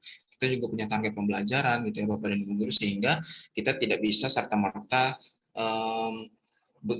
ketika ada saran masuk kita kembali menyesuaikan lagi gitu ya sehingga ya budaya perbaikan memang harus terus ada tetapi kita juga perlu melihat target gitu ya Bapak dan Ibu guru. Oke, nah selanjutnya sebelum saya lanjut Bapak dan Ibu guru karena Ibu Gita sudah hadir kembali di tengah-tengah kita. Halo Ibu Gita. Aduh minta maaf jaringan tadi hilang Pak. Ya, nggak apa-apa Ibu Gita. Nah, dengan sudah adanya Ibu Gita, saya kembalikan ke Ibu Gita lagi ya untuk jalannya webinar kali ini. Terima kasih Bapak dan Ibu semuanya. Terima kasih Pak Diki, Bapak Ibu. Saya kembali minta maaf sebelumnya jaringan kurang stabil. Untung ada Pak Diki ya dan Ibu Tika tadi yang langsung gerak cepat. Oke, terima kasih Pak Diki sudah memandu sesi studi kasus. Selanjutnya kita masuk ke sesi diskusi Bapak Ibu. Tuh, sebelumnya kayaknya ada yang terlewat. Oke, betul. Nah, ini sedikit menarik kesimpulan dari apa yang sudah kita pelajari bersama Bapak Ibu ya. Bahwa memang 4 kriteria ini harus dipenuhi, ya, harus dioptimalkan secara bersamaan. Karena ketika ekspektasi yang tinggi dan lingkungan yang stabil terpenuhi, namun kriteria hubungan yang erat dan juga budaya perbaikan terus-menerus tidak terpenuhi, nanti suasana kelasnya akan menjadi kaku. Kemudian pembelajaran hanya terjadi satu arah, gitu. Kemudian juga pembelajaran dapat menjadi terlalu sulit karena ekspektasi yang diberikan oleh guru tidak diimbangi dengan adaptasi terhadap kemampuan siswanya, gitu. Lalu kemudian juga sebaliknya, ketika hubungan ada bapak motor ada bapak motor namun oke, minta maaf sebelumnya Bapak Ibu, silakan untuk menonaktifkan mikrofonnya dahulu. Terima kasih.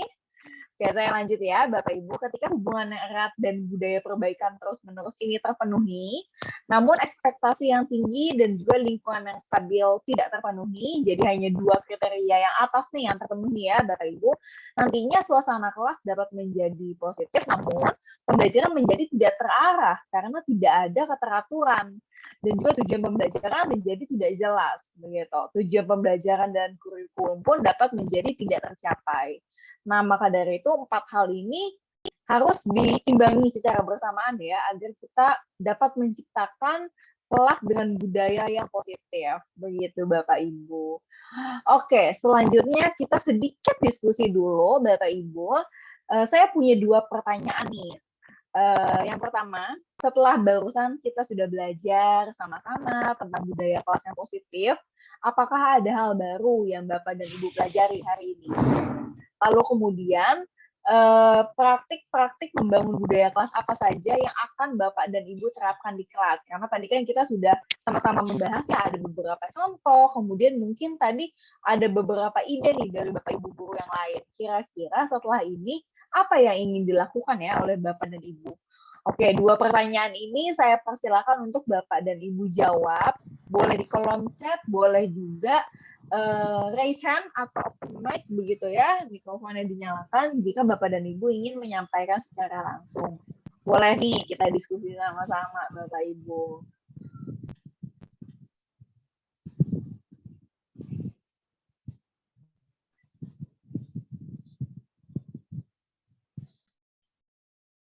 Oke, saya masih menunggu jawaban dari Bapak dan Ibu ya.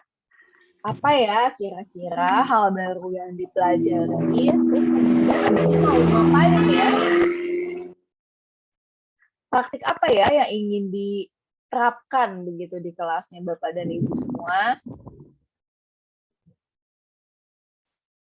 Boleh nih Bapak dan Ibu tuliskan di kolom chat atau yang tadi belum sempat untuk menyalakan mikrofonnya atau menyampaikan pendapat secara lisan gitu ya, boleh langsung raise hand atau tulis di kolom chat juga boleh. Saya ingin menyampaikan pendapat begitu ya, silahkan Bapak dan Ibu.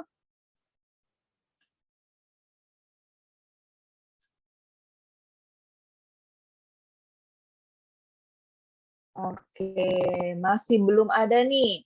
Saya rasa Bapak dan Ibu masih merenung begitu ya, berefleksi nih apa ya, saya mau ngapain ya habis ini ya. Terus tadi saya belajar apa aja ya, kok banyak sekali rasanya ya selama 2 jam tadi kita ngobrol-ngobrol. Kira-kira udah dapat banyak hal baru kah Bapak dan Ibu? Mungkin dapat ide-ide baru atau mungkin dapat apa ya, dapat teman baru mungkin? Hal apa yang didapatkan selama pembelajaran barusan?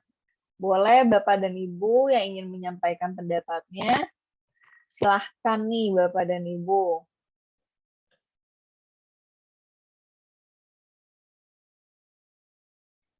Oke, ada dari Pak Darman, pengetahuan tentang bagaimana membangun budaya kelas yang positif. Oke, terima kasih. Ini Bapak atau Ibu Darman? Pak Darman ya, Pak Darman Pulung Piso. Bapak atau Ibu? Oh, Bapak. Oke, terima kasih Pak Darman pendapatnya. Pak Darman, bolehkah Pak saya meminta kesempatan nih untuk Pak Darman untuk menyampaikan secara lisan agar kita yang lain bisa dengar juga, Pak? Boleh. Kalau boleh, silakan menyalakan mikrofonnya, Pak Darman. Saya belum dengar nih suaranya Pak Darman dari tadi nih.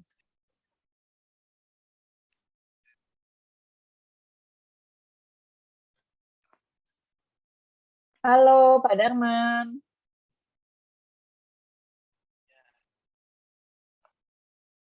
Oke, apakah sudah dinyalakan Bapak mikrofonnya? Saya masih mencari ini. Oh, sudah dinyalakan mikrofonnya. Boleh Pak, silakan Pak.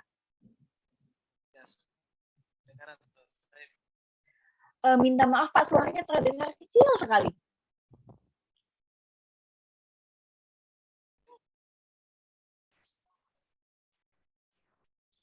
Mungkin boleh sedikit didekatin lagi Pak mikrofonnya atau mungkin diperkencang sedikit suaranya Bapak.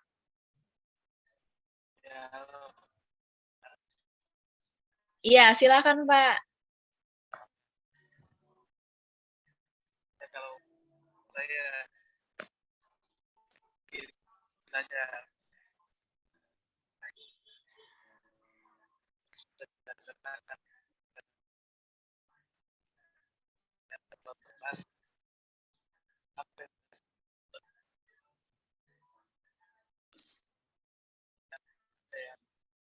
hal yang lain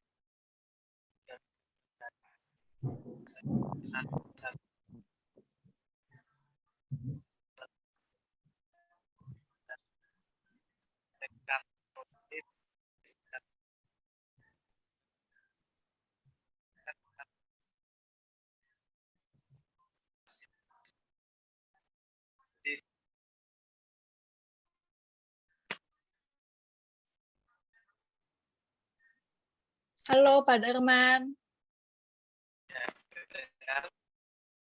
Oke, terima kasih Bapak. Tadi yang saya dapatkan ya, terima kasih Pak Darman atas penyampaiannya, sudah terdengar di saya walaupun sedikit putus-putus begitu ya. Dari yang saya tangkap tadi Pak Darman menjadi tahu lagi begitu ya tentang hal-hal baik apa saja yang perlu dilakukan sebetulnya di dalam kelas agar tercipta gitu ya budaya kelas yang lebih positif. Terima kasih Pak Darman atas penyampaiannya. Lalu di sini ada Bu Valen. Wah, Ibu Valen, apakah saya boleh mendengar suaranya Ibu Valen? Boleh disampaikan langsung nih Ibu Valen.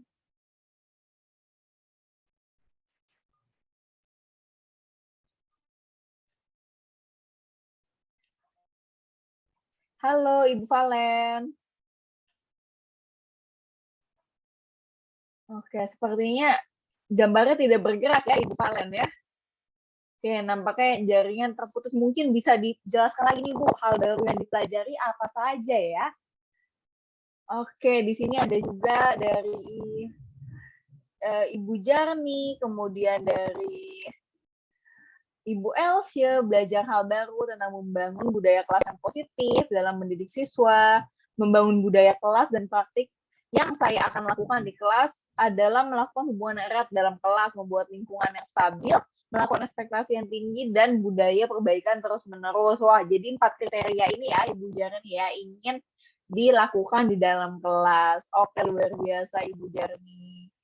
Oke, Bapak Ibu, sebelumnya karena sekarang sudah pukul 14.58 waktu Indonesia Tengah dan sebetulnya kita akan selesai di pukul 15.00, tapi ada satu lagi sesi yang masih perlu kita lakukan bersama. Saya izin untuk meminta waktunya Bapak dan Ibu sekitar 10 menit lagi ya, Bapak Ibu, untuk menyelesaikan sesi kita pada siang hari ini.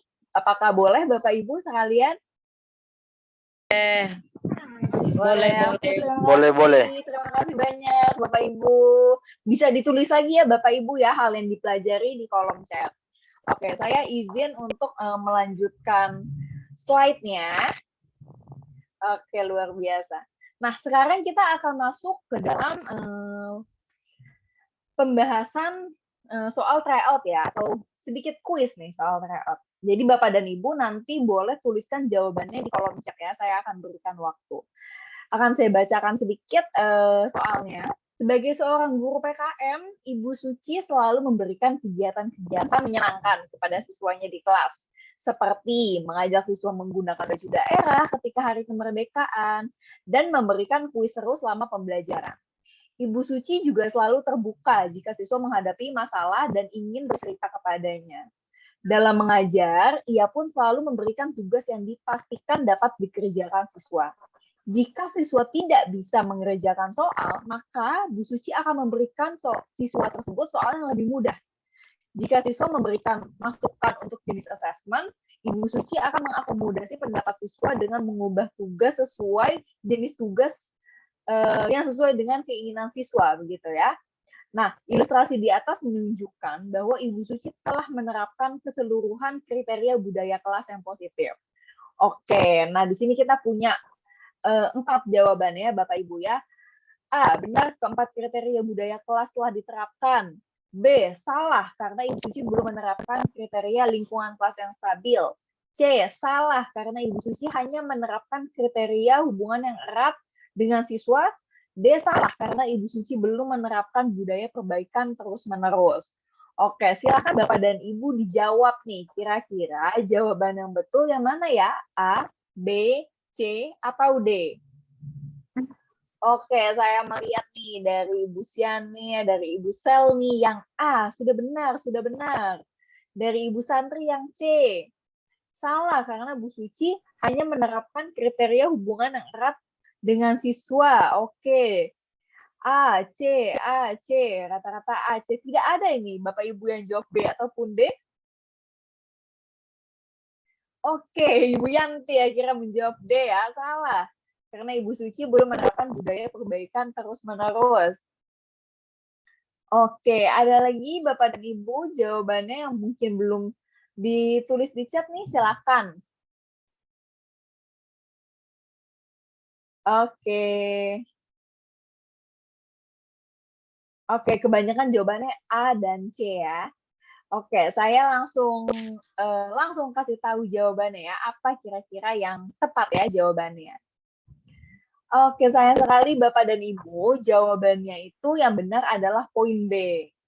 Salah, karena Ibu Suci belum menemukan kriteria lingkungan yang stabil. Tidak apa-apa Bapak dan Ibu, mungkin karena waktunya juga singkat ya, kita belum betul-betul melihat nih soalnya dengan baik. Oke, kenapa ya jawabannya yang B, belum menerapkan kriteria lingkungan kelas yang stabil? Oke, kita bisa lihat nih di paragraf pertama, di kalimat terakhir Bapak Ibu. Jika siswa memberikan masukan untuk jenis asesmen, Ibu Suci akan mengakomodasi. Ya, asesmennya akan diubah sesuai dengan keinginan siswanya. Nah, kasus ini mencerminkan bahwa Ibu Suci belum menerapkan lingkungan yang stabil, begitu. Kenapa? Karena tidak konsisten begitu ya, ketika siswanya memberikan masukan, langsung semerta-merta diubah sesuai dengan keinginan siswa. Sedangkan siswa kita kan banyak ya Bapak Ibu ya, tidak hanya 1-2 orang ya, mungkin tadi ada Bapak Ibu guru lain yang siswanya sampai 30 orang, 37 begitu. Bagaimana kalau semua siswa punya keinginan yang berbeda gitu. Maka dari itu sebagai guru, walaupun kita ingin memenuhi keinginan dan kebutuhan siswa, tapi kita juga tetap harus bisa mengambil keputusan gitu ya untuk menciptakan lingkungan kelas yang stabil. Oke, tidak apa-apa Bapak Ibu, jawabannya B ya di sini. Pak Darman dan Bapak atau Ibu Dekli B gitu ya. Oke, tidak apa-apa, kita langsung lanjut soal yang kedua, soal terakhir Bapak Ibu. Kali ini kasusnya Pak Marno namanya. Pak Marno merupakan guru matematika kelas 1 SMA. Para siswa yang diajari oleh Pak Marno memiliki tingkat komprehensi yang rendah. Demi memenuhi KI dan KD yang sudah ditentukan dalam silabus, tak jarang Pak Marno perlu mengajari siswa materi SMP, bahkan materi SD dari awal. Pak Marno pun selalu menekankan kepada siswanya bahwa beliau ingin mereka berani menjawab soal tanpa takut salah. Pak Marno sebetulnya sudah memenuhi kriteria budaya kelas yang positif, namun terdapat salah satu kriteria yang mungkin terlewatkan karena memang belum diprioritaskan oleh Pak Marno. Nah, kriteria apakah itu? A. Hubungan yang erat dalam kelas, B. Budaya perbaikan terus-menerus, C. Lingkungan yang stabil, dan D. Ekspektasi yang tinggi. Oke, jawabannya apa kira-kira Bapak dan Ibu ya? Oke, dari Ibu Melati sudah jawab, jawabannya D katanya ya. Lanjut lagi, Ibu Yanti juga D. Oke, Bapak dan Ibu yang lain boleh langsung tulis di kolom chat, kira-kira jawabannya yang mana ya? Oke, kira-kira yang mana nih jawabannya?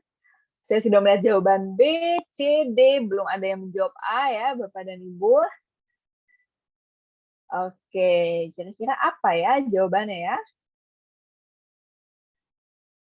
Oke, masih banyak yang terus menjawab di kolom chat. Oke, kriteria apa yang belum diprioritaskan oleh Pak Marno? Oke, langsung saja kita lihat jawabannya ya. Bapak Ibu, saya juga lupa nih jawabannya apa ya. Kita langsung lihat saja. Oke, yang A ternyata ya jawabannya. Wah, dari tadi saya belum melihat jawaban A. Tapi jawabannya yang A di sini ya. Oke. Sip, jawabannya adalah A, hubungan yang erat dalam kelas. Terlihat bahwa Pak Marno ini belum memprioritaskan gitu ya, memprioritaskan kriteria ini. Kalau kita lihat ya, budaya perbaikan terus-menerus itu sudah ada. Terlihat dari gimana nih Pak Marno mengajari siswanya materi SMP bahkan SD jika memang siswanya belum paham. Begitu. Kemudian lingkungan kelas yang stabil. Nah, ini juga Pak Marno memberikan kesempatan gitu ya kepada siswanya untuk berani menjawab soal tanpa takut begitu. Terus juga demi memenuhi KI dan KD yang sudah ditentukan. Nah, artinya kan ada target yang memang ingin dicapai oleh Pak Marno di kelas tersebut. Kemudian ekspektasi yang tinggi ini pun terlihat dari sama lagi sebetulnya ya dari aspek KI dan KD. Nah, kalau kita lihat nih, Pak Marno ini sudah memprioritaskan 3 kriteria, yang B, C, dan D. Gitu. Mungkin untuk hubungan yang erat dalam kelas tidak tercermin di dalam cerita Pak Marno ini. Begitu Bapak dan Ibu. Jadi, walaupun mungkin sebetulnya Pak Marno juga sudah melakukan itu, tapi di soal ini tidak tercermin, makanya kita jawab yang A. Begitu ya Bapak Ibu. Oke, terima kasih Bapak dan Ibu sudah turut berpartisipasi ya, menjawab dan meramaikan kolom chat. 2 soal TO ini sekaligus menutup sesi kita pada hari ini. Sebelum kita berpamitan, saya berikan waktu kepada Bapak dan Ibu untuk mengisi absensi dan evaluasi. Ini ada linknya Bapak dan Ibu. Saya berikan waktu sekitar 3 menit untuk Bapak dan Ibu mengklik link ini, kemudian mengisi evaluasi dan juga absensi. Oke, mungkin teman-teman fasilitator bisa menuliskan linknya di kolom chat.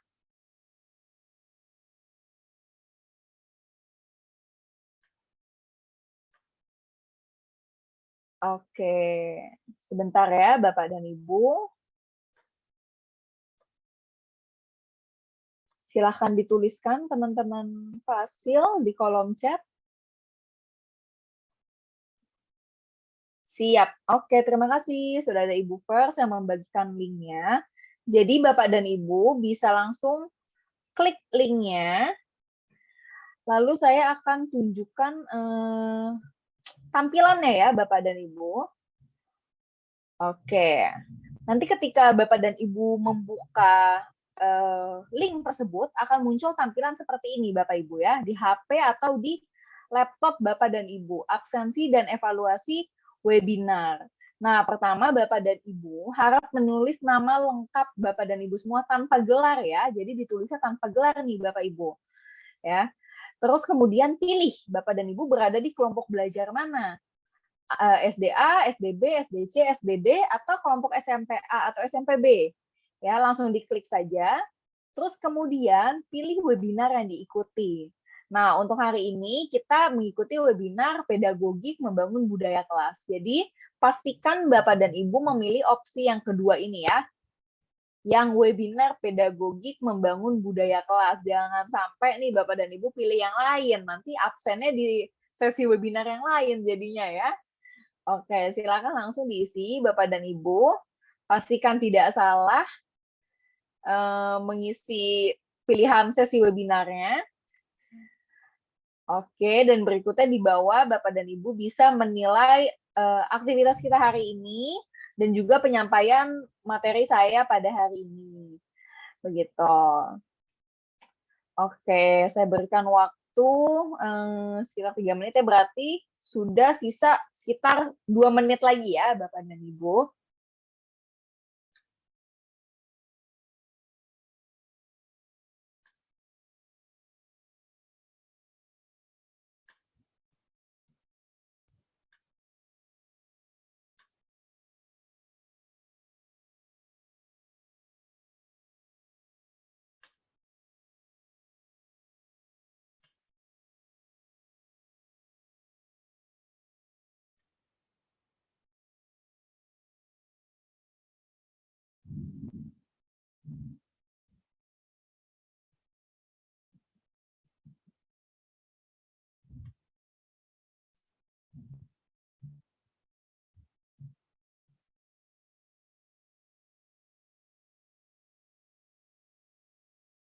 Oke, dari Ibu Santri sudah selesai mengisi. Terima kasih Ibu. Oke, Bapak Ibu guru yang lain mungkin masih sementara mengisi ya. Tidak apa-apa. Jam saya nih di Indonesia bagian Barat sudah menunjukkan pukul 14:10. Yang artinya di Talaut sekarang sudah jam 3:10 Bapak dan Ibu. Oke, pas ya.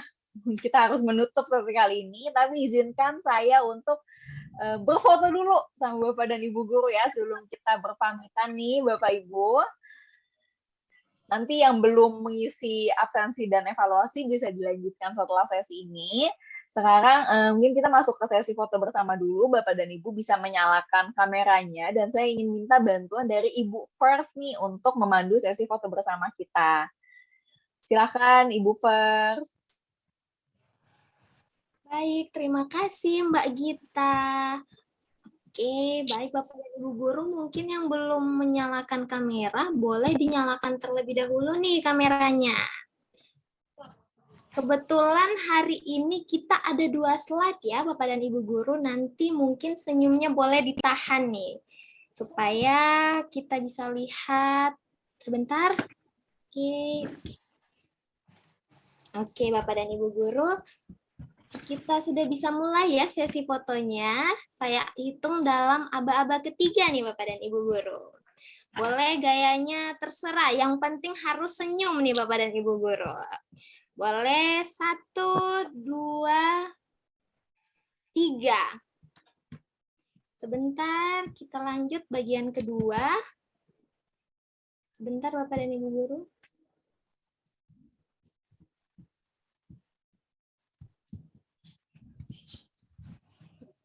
Sebentar, maaf. Oke, lanjut bagian kedua.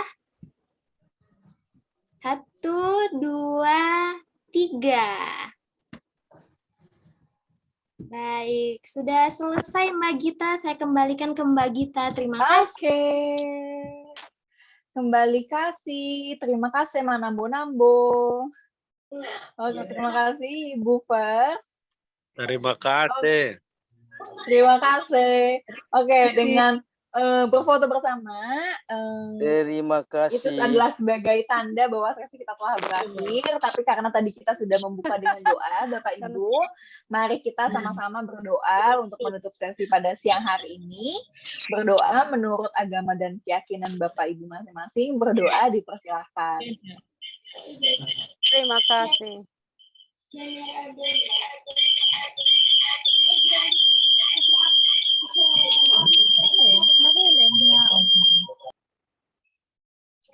Oke, berdoa dicukupkan. Iya.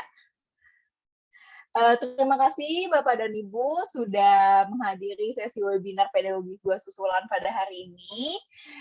Semoga pembelajaran hari ini dapat memberikan manfaat untuk kita semua, untuk Bapak Ibu Guru, dan kita semua dari tim ITF. Sampai bertemu di pertemuan berikutnya. Bapak Ibu, sekali lagi terima kasih dan mohon maaf bila selama 2 jam ke belakang ada banyak kekurangan, mungkin kesalahan baik ucapan maupun tindakan. Terima kasih Bapak Ibu, selamat bertemu di webinar berikutnya. Terima kasih Manambo-Nambo. Shalom Bapak Ibu. Terima kasih Manambo-Nambo. Terima kasih Bapak Ibu. Terima Selamat kasih. beraktivitas. Terima kasih.